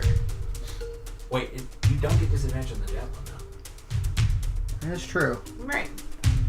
Oh, yeah, okay. I'll give it a shot with the lightning javelin. Why not? I will rage first. I just feel like if we put some effort into finding your javelin, like, we can probably do it. I'm getting it regardless, because I spent a lot of money on it. I'll just catch up. I mean, you're not wrong. Like, you're swimming real fast. Yeah, your dash swimming speed, you'd catch up. 18 to hit. That matches, so it hits. Oh, yes. That is 5d6 plus... Now you only have to find it buried Plus 5. in the fire giant. Does the lightning do any extra 4, because the 5, giant's 6, in the water? 7, 8, 9, 10, 11, 12, It's salt water. 13. Oh, probably. So that is 18 damage, and I don't get my I'd say rage just damage. Yeah, I don't get my rage bonus because it's thrown weapon. Yeah. So it's just 18 lightning damage. 18? Yes. Still a good amount. Yeah, it is. You see, under the water, anyone looking over, specifically the mage Plus that's the looking weapon down. damage of the traveling. You had to die. Oh, in that case, it was 13 damage plus 5. Yeah, 18. That's what you 18. said. Well, the 5 I think is the piercing. 13 lightning damage, Oh, I see. and then the one extra one. Okay, D6. so 5 altogether. So 18 altogether. Yeah. So, I would say Rain and Amelia and the mage on top sees this lightning bolt crackle underneath of the water, catching right into the giant's chest, and just you feel the giant just convulse under the attack itself. Dealing 18 points. Okay. And yeah, I don't have any normal javelins, so that's it. Okay. I would say Rain, Elduin, and Amelia at disadvantage all roll perception checks. The only At reason you're- disadvantage? No, Amelia's at disadvantage. Rain and Elduin are not. Or just regular? Yeah, because you're the only two perception? that are above water right now. Amelia's at disadvantage because you're in the midst of going Super Saiyan. 18. 7 for rain. It's a 6 with disadvantage. Your elf ears hear the sound of many would have been a grieved 22. feet clashing against the stone coming towards you. They're not fully in sight, but you notice that there seems to be some commotion of commoners kind of dispersing. As you look back to see where it is, you see commoners kind of dispersing out of the way of something. Okay. Mm-hmm. So, that does bring it to... Oh, yeah. But he didn't do a command this time, so... Basically, the giant tries to reach up and grab you. It's going to be athletics versus your... Either acrobatics or athletics to get out of the way. Chef's choice. Yep. I think it's gonna end up being athletics. Oh yeah. Oh yeah. 22 for Amelia's athletics. 22. 25. Oh, come on! It is giant. I know. So the giant reaches back onto his back, and you feel the hand grasp around you tightly. You even see around where he grips, you see burning, emanating, like blackness emanating off of your radiance. But he holds you high and goes, "What by the gods are you?" As he holds you out in front. You're now standing high above him here. If you look. Does he rise from his kneeling position? He does. Okay. He in turn uses the rest of his movement, but being that that's his action, he cannot do anything else. Then that brings it to the bard, who finishes up the rigging on their side, runs forward and begins to help the other person with the rigging. Actually, the bard runs back and removes the last of the 2 ties on the dock. Is what they do. As their final piece, Elduin, It is your turn. You are up on the ship itself. How does the fire giant holding Amelia look? Not great. Not great. Holding a glowing individual that mildly looks like the person you recognize. And then next question is, from the docks to the commotion of the commoners, how far is the sight line? I think it was 50 feet off screen Yeah. as well. so. It's 50 feet. But also, to Ghrimtuk made out a of sight. huge move when swimming. So they're about, I would say, probably like closer to like 80 feet out. So 40 feet before you could actually see anything coming into sight. So when they come into sight, they would be 40 feet away from the dock. Yeah. Okay, cool. And then still have about 30 feet to get to you. So about 70 feet once they're in sight. Got it. Great. Well, I'm gonna turn around and shoot this fire giant, Okay. and I'm just gonna do with regular shots this time. Okay. I'm not gonna sharpshooter this. Broken- I need to broken hit the something. I need to hit something. What have I done? He did it to himself. That's true. That's a 28. What? You hit. All right, great. Some confidence back. Some pep in your step. Yeah. All right. 13 points of magical piercing damage, Got it. and the second one, Did you roll your cold damage? I did. That's with your cold damage. That was with cold damage. Okay. 4 of that was cold damage. And then I'm gonna get spicy again and go for the sharpshooter again Got it. because I got Because it got stood. my confidence came back. Gambler's logic. Yeah, you know. That's a natural 20. Hey! Nice. All right. Wait, I shouldn't be clapping at that. All right. So I'm gonna Yay. double my dice. Double your pleasure, double your fun. Uh huh. Man, I haven't rolled a natural 20 on an attack in a really long time. No Do you want kidding. to pull a wasn't natural even 20 that card? A crit card? Can I? Duh. Yeah. Yeah. That's what Crit they're there card. for. And then add your damage and stuff. So I just shuffle Random, these because yeah. these are. Yeah, randomly. I'm going to choose the best one. Yeah, let me go grab the deadliest Cherry one. pick. That one. You got for ranged. Pierced thigh, triple damage. Let's just say triple Yeah. damage. Pierced something. Pierced something, triple damage. Let's even go. Let's go something that kind of echoes that pierced eye. Triple damage. Ooh. Nice. So do Okay. I triple the damage dice and then add my mods? Is that how that's gonna Correct. work? Yeah. Okay. It'd be just like a regular crit, but it's tripled instead of. Double. That is altogether 25 piercing damage. Wait, did you? Are you just rolling once and then multiplying it by 3? I was rolling 3 different. Oh, okay. damage Cool. dice. So 25 piercing. Rolled 3 dice plus sharpshooter plus normal bonus. Yeah. It's 25. 25 altogether. So as you see this fire giant hold Amelia's radiant frame high, as it kind of like angrily stares upon her, ready to do some heinous act of throwing or breaking or something, Drowning. you fire Something. your arrow true and it catches him right under the left eye. And Amelia, you see the giant white orb pop out as the arrow flies in and connects with something, and you feel the giant slump and buckle and land on the bow of the ship. You tumble off, landing on the ship itself, now no longer grappled. The giant hangs loosely, and you see his form slip off into the depths. Get this thing moving. Says the glowing god. Whatever you say, on fire, lady. Okay, at that moment, we have Metolius. Metolius will climb out of the wreckage. Are we still in combat? Of You the are still dock. in initiative order because there is someone. We're coming. racing against time. Yeah. Okay. You go. What are you doing? Can I pull myself out of the Yeah.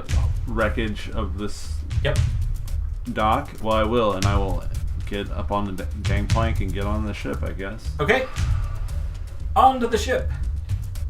He just turns to Rain as he goes and asks if she's alright. Because I imagine she was somewhat coughing and sputtering as she emerged. No, I'm fine. I'm fine. You would have said that before moving. Yeah. Yeah. Yep, I just Yep. get on the ship and Just go. Okay, that brings it to Amelia. Amelia looks around and tries to see if there's anything that she can do to help get this like ship sailing Are faster. you still on fire? Yes. Yes. Okay. The only thing you can see, like, specifically, you see people already at the riggings. You see everyone getting ready. The anchor is being drawn up by people below as you see the chain chunking into the ship itself. Below you sits Ghrimtuk. Oh wait, they can see me? I'm underwater. I know, Oh. getting there. And behind you sits, you hear splashing. So over here, there's splashing of a person in the water. Other than that, though, dealer's choice. What do you feel? You cannot see Ghrimtuk, but you can see rain. I don't know if that helps. Yeah, not really. Amelia's just going to, I guess, like recover from her fall and then like shake her head and wander over to one of the banisters, and as she like sets her hands down to like collect herself, the wood starts to like burn and smolder, and then she closes her eyes and you see the flames dissipate. Okay.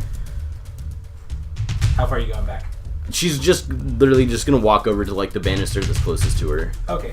So yeah, basically staying. Yeah. Yeah, and then she's gonna like look around and see if there's anything that looks like she can immediately do to help. I would say you see people running around. You're able to kind of get the basics of a ship in ready condition. Then So, yeah. she just starts to run over to the Yep. closest area that she thinks she could be of use. Boom. Silence calls out as it comes to her. Everyone on the ship, pull that blasted fool out of the water. We have to go. They're coming. As she does, you see her get ready to kick the gangplank off the side. But she sees Rain and stops herself before she does. Which brings it to Belnier, who continues to Fires the cannon. who does not fire the cannon. But he actually pushes it back in and tries to like tie as best he can the cannon back in place so it's not rolling around again.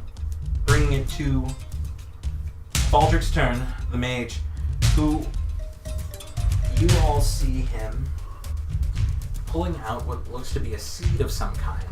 And as he does, he kind of whips his hands around and pushes forward. As he does that, you see both of the sails kind of bellow forward on his first casting of Gust of Wind, starting the ship to move. That is his turn. So the gangplank is up then, or The gangplank, the ship hasn't fully moved away out of the space. It has just started to, like, the sails have caught wind. You see the gangplank tilt slightly, but it is Rain's turn. I mean, at this point, I'm probably just gonna kind of run forward from where I am and just jump the gap between Okay. the dock and the ship. Roll me acrobatics check. You got it. Jump that gap.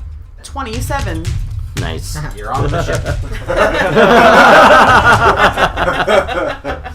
Are you doing anything else? I don't know Ghrimtuk's under the water over You're not. there, Yeah, right? matter of fact, Then- nobody knows where Ghrimtuk is. Well, I would say Amelia would have a mild assumption, only because you saw the lightning javelin go. Oh, yeah, totally. Like, I would probably just kind of, like, note that and, like, look around and, like, kind of scream out to everyone, like, where's Ghrimtuk? Okay. Last I saw, he was about 50 feet through the air, above the ground. flying Speaking through of the air with Ghrimtuk. the greatest of ease. Yeah. Ghrimtuk, And what are you doing? I will retrieve my lightning javelin and climb up onto the ship. Okay, athletics check. You will answer her question. I'm here. Grab the anchor and ride it, ride it up. It I was is- wondering if that's why you asked about the anchor earlier. Because you wanted to ride the anchor If up. you wanted to, Yeah. I'm not going to say no. That's kind of what I was gunning for. Yeah. I would say use your It is a athletics little check in to character hold for on you. to it. Oh, it's Oh yeah, I Just definitely looking do. character. I'm just looking up how well I do it. It is 26. 26? Yes. You grip onto the chain as you see it being pulled up, and you see Ghrimtuk's half-orc form rise out of the depths. And you've never seen him look more pissed off and disappointed at the same time. Just doesn't say a fucking thing. Just stands on the ship, it just kind of glowers. Oh, sad boy. At the end of your turn, the ship hand runs over to the side, throwing a rope over to his comrade splashing around in the same vein, and begins to pull him up too. Which brings all of you onto the ship. Effectively. Woo!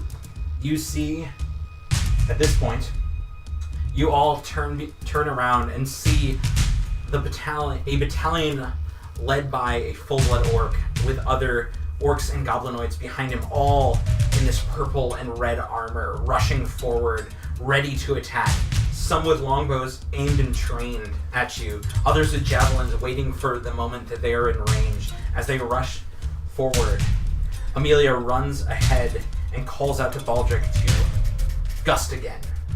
Ghrimtuk will be at whatever part of the ship is closest to where they are, just so he can have just the eye stare of death with the orcish captain. I'll take the dodge action if I need to not get hit by longbow shots. I mean, I would say, out of combat, you rush forward to the back end of the ship as Silence runs to the actual wheel, the actual steering portion of the ship, and you all kind of brace as the ship lurches forward to a second gust of wind. I would say you wanted to take the dodge action? Yeah, but I'm definitely just doing like locking eyes with just the captain the whole time. Okay, Amelia does not. So out of the two of you on there, two of the hobgoblins with longbows fire their arrows. Feel free. With I'm taking the dodge action, so that's disadvantage with that. Yep. So misses you. Okay. And misses Amelia. And as that happens, the second gust of wind pulls the sails, the whole boat lurches, the gangplank falls in, and Amelia whips the wheel, and the whole boat turns and begins to go out to sea. You see all of these battalion members rushing towards you as best they can. You see a few useless throws of javelins that splash into the water, and then others run over to other dock hands and people on the docks trying to garner a ship quickly, but none of them have enough time to catch up. As you all brace yourself, the ship wheels out to sea under the third gust of wind, far beyond their grasp before they are able to catch up with you. And you begin to slowly float, well, as fast as this ship can go, towards the Widow's Vale and away from Moorbeach. Hey listeners, pardon the interruption. Roz and Matt here to fill you in on what's coming up in the near future with the Swordcast. Starting May 20th, we'll be giving you, the loyal Swordcast audience, a preview of what you can expect to find when you sign up as a patron at patreon.com/theswordcast. The $10 option will snag you a bonus episode of our Tomb of Annihilation game run by Matt. That's right, Roz. With our campaign wrapping up Act 1, we will be taking a couple months off for a much-needed break. In the meantime, we will journey to the jungles of Chult, where the death curse is preventing any sort of magical resurrection and draining those already brought back of their vitality. Listen on as the brutish Capesque, the clairvoyant Alabaster Corbin Boggs, the playful Petal, and the intrepid Jade as they delve deep into a jungle of danger and mystery in an attempt to end this dreaded curse. It's a laid-back game with myself at the helm. My wife Emily joins Eli, Roz, and Jess as our party members. The scene changes as you've now traveled for the rest of the light out of the day. It's night on the sea, on the ocean. It's peaceful, quiet. Though the wind still needs a bit of guidance here and there, you've caught a good breeze. And the sails are full, and the ship continues forward. A toast and revelry has gone around. You hear a jaunty tune from one of the ship hands. You see a bunch of people cheersing bottles of some form of liquor as they all excitedly hurrah at the success of the meeting and the survival of the ship hands that were there. As you all find yourself together at this moment, Silence walks over. let me rephrase that question. Where would you all find yourself if this is well post battle? Thank you for asking. No, totally. I don't want to. Like 30 minutes, or like we've all found 4 our hours. sleeping area. 4 hours later. So I've like put my stuff down wherever I'm gonna like rest my head, kind of. You're well far out from where you can see more beach. Amelia is sitting at the very forefront of the bow, like up on a banister if possible, and she's just kind of like sitting cross-legged with her staff like across her lap and just like staring dead ahead, mask on her face, but she's in her normal form, It goes back to. like the golden tunic, brown leather armor, her true form. What about everyone else? Is there a crow's nest? I will be up there. I'm playing like doing. You definitely kind of like pushed your way into it, being that there was a ship hand up there, but they just move over to the side, allow you to look up there as they're passing. I'm just gonna be like sort of playing with Teak in the breeze, and also You see Teak like kind an of old- flying alongside as you guys move. and I have an old habit of mine where I just kind of play with the breeze with Gust. Sure. Okay. What about the rest of you? Dolly's reading Ghrimtuk. Probably would have dropped my stuff somewhere at some point, other than my valuables, and probably be gambling with the crew, drinking. Drinking, I'd say no gambling has started yet. Yeah. That doesn't mean they're gambling. Right. At the Yeah. moment, they're all just kind of drinking and celebrating the success of that. Excellent. Ghrimtuk would likely be above decks as well, just slowly meandering around, not talking. Probably has a bottle, just looking out at sea, just probably enjoying just being out to sea again, but not super social. Okay. Tolius would have dropped off his stuff somewhere and taken off his armor, and probably would be playing the lute along with whoever else was playing music. Okay. But would at one point definitely come up to Amelia while she sits at the bow of the ship, and he approaches quietly. He doesn't want to disturb her, but Can I roll to see if I hear him approach? Let's say that's your passive perception. My passive is... And if you're approaching quietly, stealth. I'm intending to approach quietly. That's correct. 9. My passive is 14. Yeah, you would notice. Totally is kind of or moving his way towards you. As he gets close enough for me to hear him, Amelia just kind of like does the kind of same thing she did earlier, where she kind of like turns around just enough to like be able to see him and let him know that she knows he's coming. Metolius brings with him She turns back around. a cup of whiskey or some hard liquor. One for himself and one for her.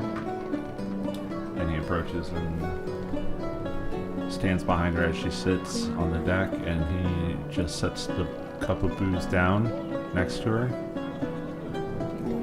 and stares out onto the ocean and says, "That was quite the display earlier." They were in our way. You'll get no argument from me. I just wanted you to know that I'm glad that you're here, contributing to all the light and positivity in the world. And we should celebrate. So I brought you a little something to celebrate with. Thank you. Yes, you are correct. There's a darkness spreading. I don't know what it is or where it comes from, but you seem to share the same path. I agree. I mean, you saw the creature with 4 eyes and insect-like arms. That I did. And it seems you all, every one of you, for some reason, is on this same path. Yes. And as I said, I don't know how true it is or quite where the source comes from, but it is involved in something much greater than any of us know yet, even with the day's events. Yes, hopefully we'll learn more on Centaur. I'm sure there's much information to be gained. Do you need anything? Is there anything that I can do? Are you still injured from the burning? No, I'm fine in that regard. I just want to see where this next leg of this journey takes us. There's many things that we need to do and many questions left unanswered. That's true. How long have you been... Who are these people? What are they doing? There's so many questions. It has to do with that gem that we keep in the bag. They seek it and others like it. Yes, and from what you've said, there's a number that go along with it, but who knows if there's even more that they haven't told us about, or if it's all just a goose chase and they're just trying to distract us from something else. Well, I think we should listen to the words of the unicorn and see what lies before us on Centaur. That is clearly the first step. All the signs seem to point to that island and that deity, if you will, that form, creature, beast. I'm not sure how to call it. I know it's a unicorn. I don't know how it... I know how it fares in your views. I don't know how it fares in everyone else's. It is a creature that can be trusted and can provide valuable aid to us. But that is a discussion with the rest of the group. I just wanted to bring you this drink and thank you. And we are going to be celebrating if you want to join us. I'd also say that everyone else kind of notices, which is immediately off to the side, you meandering around Ghrimtuk, having drinks with the group. At this point, though, a whistle emanates out across the ship. And you all turn to look and find Silence kind of hanging off the top of the back of the ship, kind of leaning over and getting everyone's attention, and goes, "Crew and friends alike, we have had great success today. I wish to toast to new friends, to forward journeys, and to the truth in all we will learn from it. Please, raise a glass, take a drink." I want to finish climbing down from the crow's nest by the time she finishes the speech. I'll take a glass from somebody. Kind of cheers, and everyone kind of cheers, and like calls out after her. And as that happens, just like, you know, the rabble gets louder and more boisterous. And before we close the scene, is there anything else anyone would like to do? Amelia kind of turns and joins Mentolius as they head back towards the center of the boat. But she moves past him and she moves up to the upper deck where Silence is. Okay. And she approaches Silence. Silence kind of kicks back over the side, now standing on the deck. Amelia approaches her in the true form that she's in, still wearing her mask. And she kind of looks at you and goes, "Interesting. I like the red, but this yellow's good too." Amelia pushes her mask up on the top of her head and says, "Well, this is actually me. Forgive me for my distrust, but I can see in your line of work you'll probably used to it. She kind of gives a wry smile and goes, you know, I think I'll forgive you this one.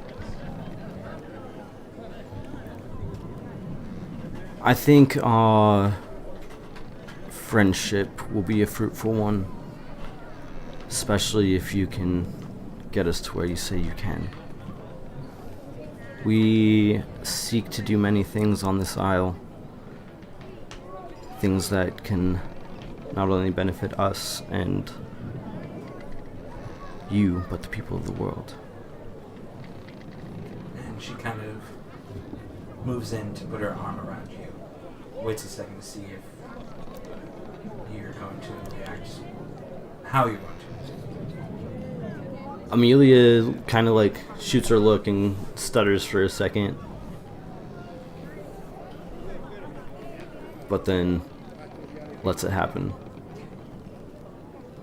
She puts an arm around your back, pulls you close. Goes, I'm excited to see you this one.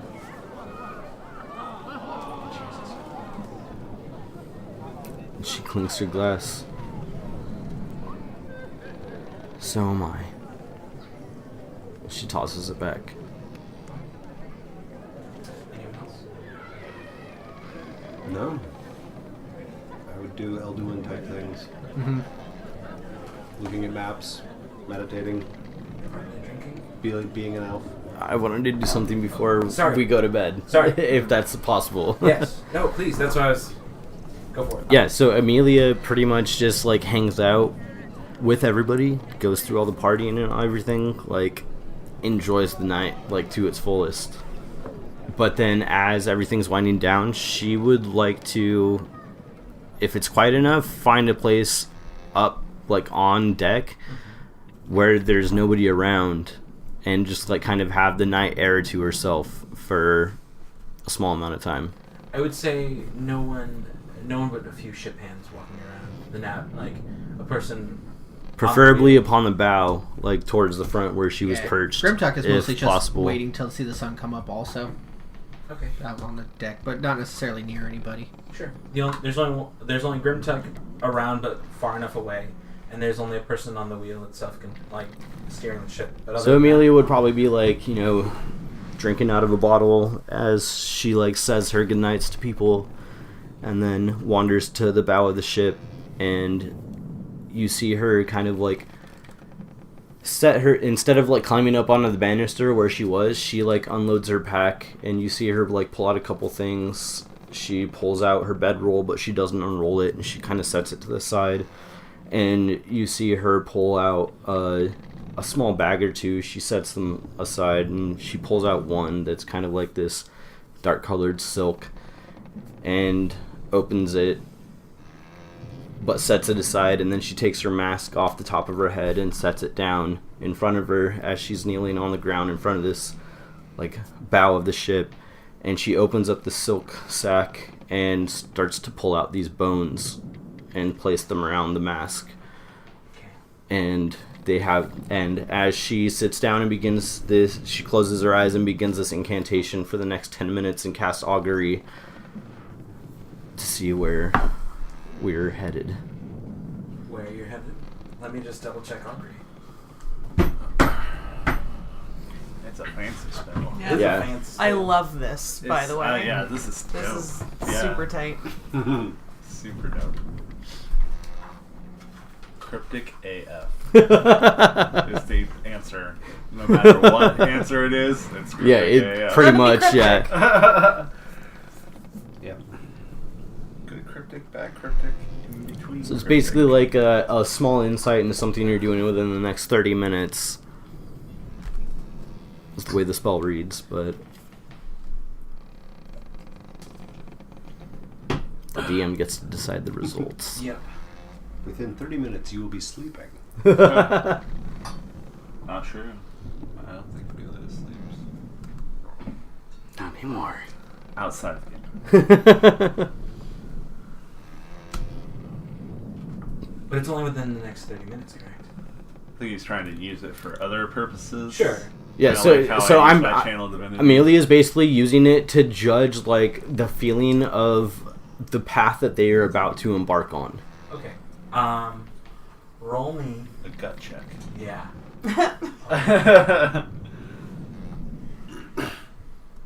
No rolling. I say let's just. Your eyes kind of go wide and white as this happens, and in front of you, you see what looks to be a waterfall, and in it you find yourself standing in front of it. And you're unaware why, but a glow seems to emanate out from behind the water itself. And then, a moment later, you find yourself standing in this sea of broken wood and molding and masonry in this flattened city, town. And you look around and see blackness and nothing. I offer you weal and woe, as what you can take away from this are good and poor omens ahead. Noted. Okay. And Amelia, as she cast this, if anybody was watching, they would see the runes on the bones light up, and the bones just start to spin in erratic directions, and then once she gets the reading, they all stop. I would say in one position. With you kind of blocking it, they would just see us like glow from in front of you. And then once the ritual's over, she collects them all up and puts them back in the bag, and then puts it away and just kind of sets up, and now she resumes her position on the banister and pulls out her book and begins to read as she goes from reading to just staring out into the empty ocean ahead of them. Okay, now. Yeah, never mind. You don't. Sure? I would like. Yeah, Metolius would like to just sort of take some time before he goes to bed. He's sort of drunk, but he takes some time and he sits down and he says some prayers to Maliki and Gwayrin, and just looking for just trying to get some guidance. Okay. Just reassurances that this is indeed. You're under. Are you on? You're not on deck. You're on. No, I'm below deck, but I probably would do any religious rites I know to pray. I'd say as you kind of pray, as you look on, you kind of look out one of the portals out towards the horizon line, and in front of you notice something out of the corner of your eye, and what seems to be the stars above seem to glow a light just a little more as this form kind of materializes to a point in your eye as you see this equine shape with a long horn seem to run across the sky to the horizon. But you close your eyes for a moment later as you fall into prayer, seeing that, and you open it again, the stars are once again. I take that as a good sign, and I finish my prayers, and I drunkenly pass out. Okay. With my lute in my hand. Excellent. As Thinking of Mom. Thinking of Mom. If there's nothing else, then we do close out the night. Turning it to day, Ghrimtuk, you see the sun rise against the horizon of the ocean, very reminiscent of scenes you've seen thousands of times. But the nostalgia hits you, and you feel almost at home. But once again, the day continues, the night falls, and we pull back to the coast, back to Dakator. Back to Cali. As 2 days have passed, high above the city, a familiar armor-clad rider, Enric Ederwine, followed by a platoon of warriors, can be seen riding towards the gates of Moorbeach. Not one of the riders behind him move out of turn, but the sound of hooves thunder across the land as though a storm were rolling in. Upon Enric's back, a sword sits swaying almost menacingly beneath his cloak, as a red gem glints in the sun. The riders arrive at the gates of Moorbeach, the guards stepping aside, allowing them to make their way to the town square, where Gottfried, the war priest, and Skari, his hobgoblin second, stands waiting. A look of concern flushes across the heathen's face as this dark rider slows his horse and dismounts.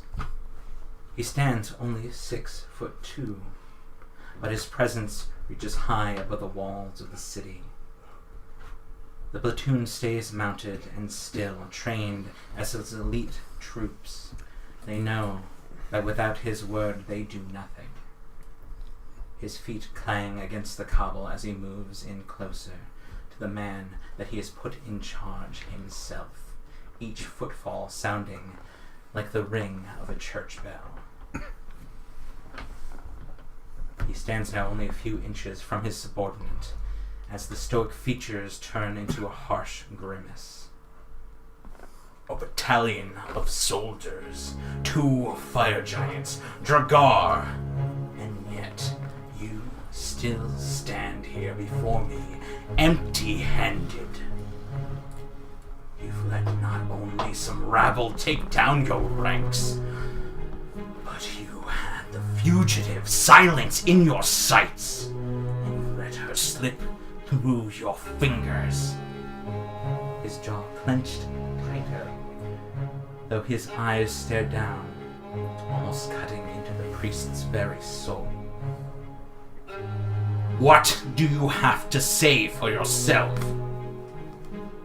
Now shaking, the human stares at his commander and seems to see a being in front of him grow, the body stretching and expanding, becoming almost hard to look at. Though, to any onlooker, nothing seems to have changed. Shakingly, his voice ekes out as best as he can. I know, sir. We were blindsided. By competent warriors, we were expecting to arrest a gathering of farmers and drunks. His eyes dart, looking around at his second, trying to gather if he is seeing the same vision of horror as he is. But the hob offers nothing to help calm his fear. This will never happen again, sir. His voice cracks under the pressure. Just give me a ship and a crew, and I will. A gauntleted hand cuts off his groveling as it clenches around his throat. No. Your failure Can't be rectified by more of our resources. As his grip tightens, a bit of ice gathers around the held man's neck. The cold burns under the tightened, gauntleted hand. A failure such as yours has no forgiveness. But not to worry, you shall be a lesson. The strangling man's eyes go wild as it clicks what his commander means. His feet leave the ground effortlessly, but the weight of his body clad in armor draw his neck long. The booming voice of his commander breaks through the haze growing behind his eyes. The monster that has him held seems to erupt into a mass of writhing tentacles, eyes now filled with fury staring upon him as he twitches within his grasping form. to all who follow me. No, that failure only leads to one conclusion. With a flick of his wrist, the neck grasped so tightly in his hands now snaps, and his captive goes limp. The clawing hands swing without purpose. The head, no longer supported by the shattered spine, lulls lazily to the side. With a second flick of the wrist, the body is tossed, a discarded doll, to the ground. Do I make myself clear? The responsive, yes, sir! You have failed me for the last time. You shut the fuck up. Is so loud and so fast, it sounds like an explosion echoing through the streets. His gaze now turns to the hobgoblin. Commander Scary, please resume the occupancy of this city and weed out any and all suspicious individuals you deem a threat, no matter whom they are. Do I make myself clear? The hob, now alight with excitement of his impromptu promotion, only nods, salutes, and is quickly dismissed. Enric turns to his platoon. You'll have leave till tomorrow. We have ridden hard, and we'll be back to do so upon the morn. I must attend to a few matters before we set off again. Dismissed! Another booming, sir! Yes, sir! Echoes again, as the riders now, for the first time, break formation. Enric strolls back towards his quarters in the barracks, as a flicker of light appears next to him. From this ethereal glow, a vision of Cassandra's hooded form, begins to walk next to her brother. You know, sister, father will not be pleased by this. The ghostly form's head cocks to the side, staring directly at her brother. This is not my fault, Enric. Your men let them leave the island. By the 9 hells, they killed 2 of your giants. Which I would say paints you in a particular light.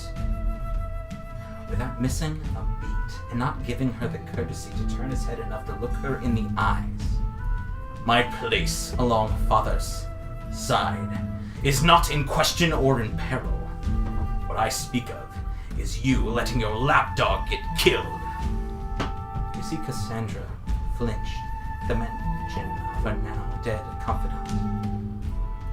Father hates when you break your toys like a tantruming child. To let these lowly transients out of your grasp, he scoffs. Well, I guess we'll just have to see what he deems necessary as a punishment for when we all gather. She shakes now, like a crazed beast wanting to lash out at this thing that has wounded her. Her head snaps forward, the hood flying off, revealing the beautiful face of the Duchess. But something seems wrong.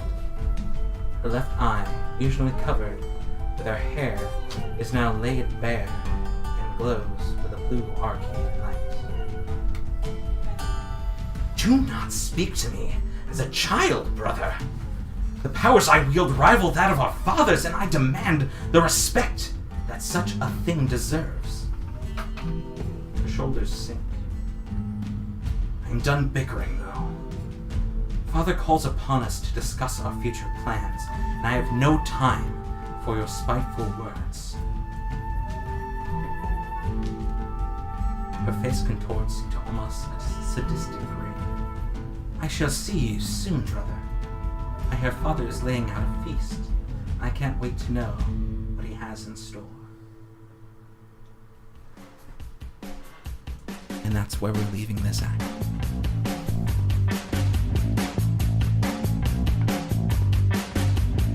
Hey y'all, Chris here. I would love it if you did all the podcast things like commenting, or subscribing to anywhere you happen to be listening to our podcast. Find us on Facebook, Instagram, Twitter, Tumblr, or YouTube with the links that you can find on our website at www.swordcastadventures.com. Don't miss out every other Wednesday as we play Waterdeep Dragon Heist with Dix or Amelia, helming the DMC. You can find that on twitch.tv/swordcastadventures at 7 p.m. Pacific Standard Time. Also, as you guys heard earlier, we're giving you a preview of our awesome Patreon-exclusive content, including the Swordcast Extra Bits, where the DM's chair is shuffled around, the DM plays, which are exclusive Let's Plays with myself and other members of the cast playing some old favorites for you, as well as many others you should check out on patreon.com/theswordcast. We are excited to have Act 1 in the bag and can't wait to jump back into Act 2. But for now, enjoy our Patreon preview of Matt DMing the Tomb of Annihilation. And as always, guys, don't worry, you'll be hearing from us soon. Bye-bye!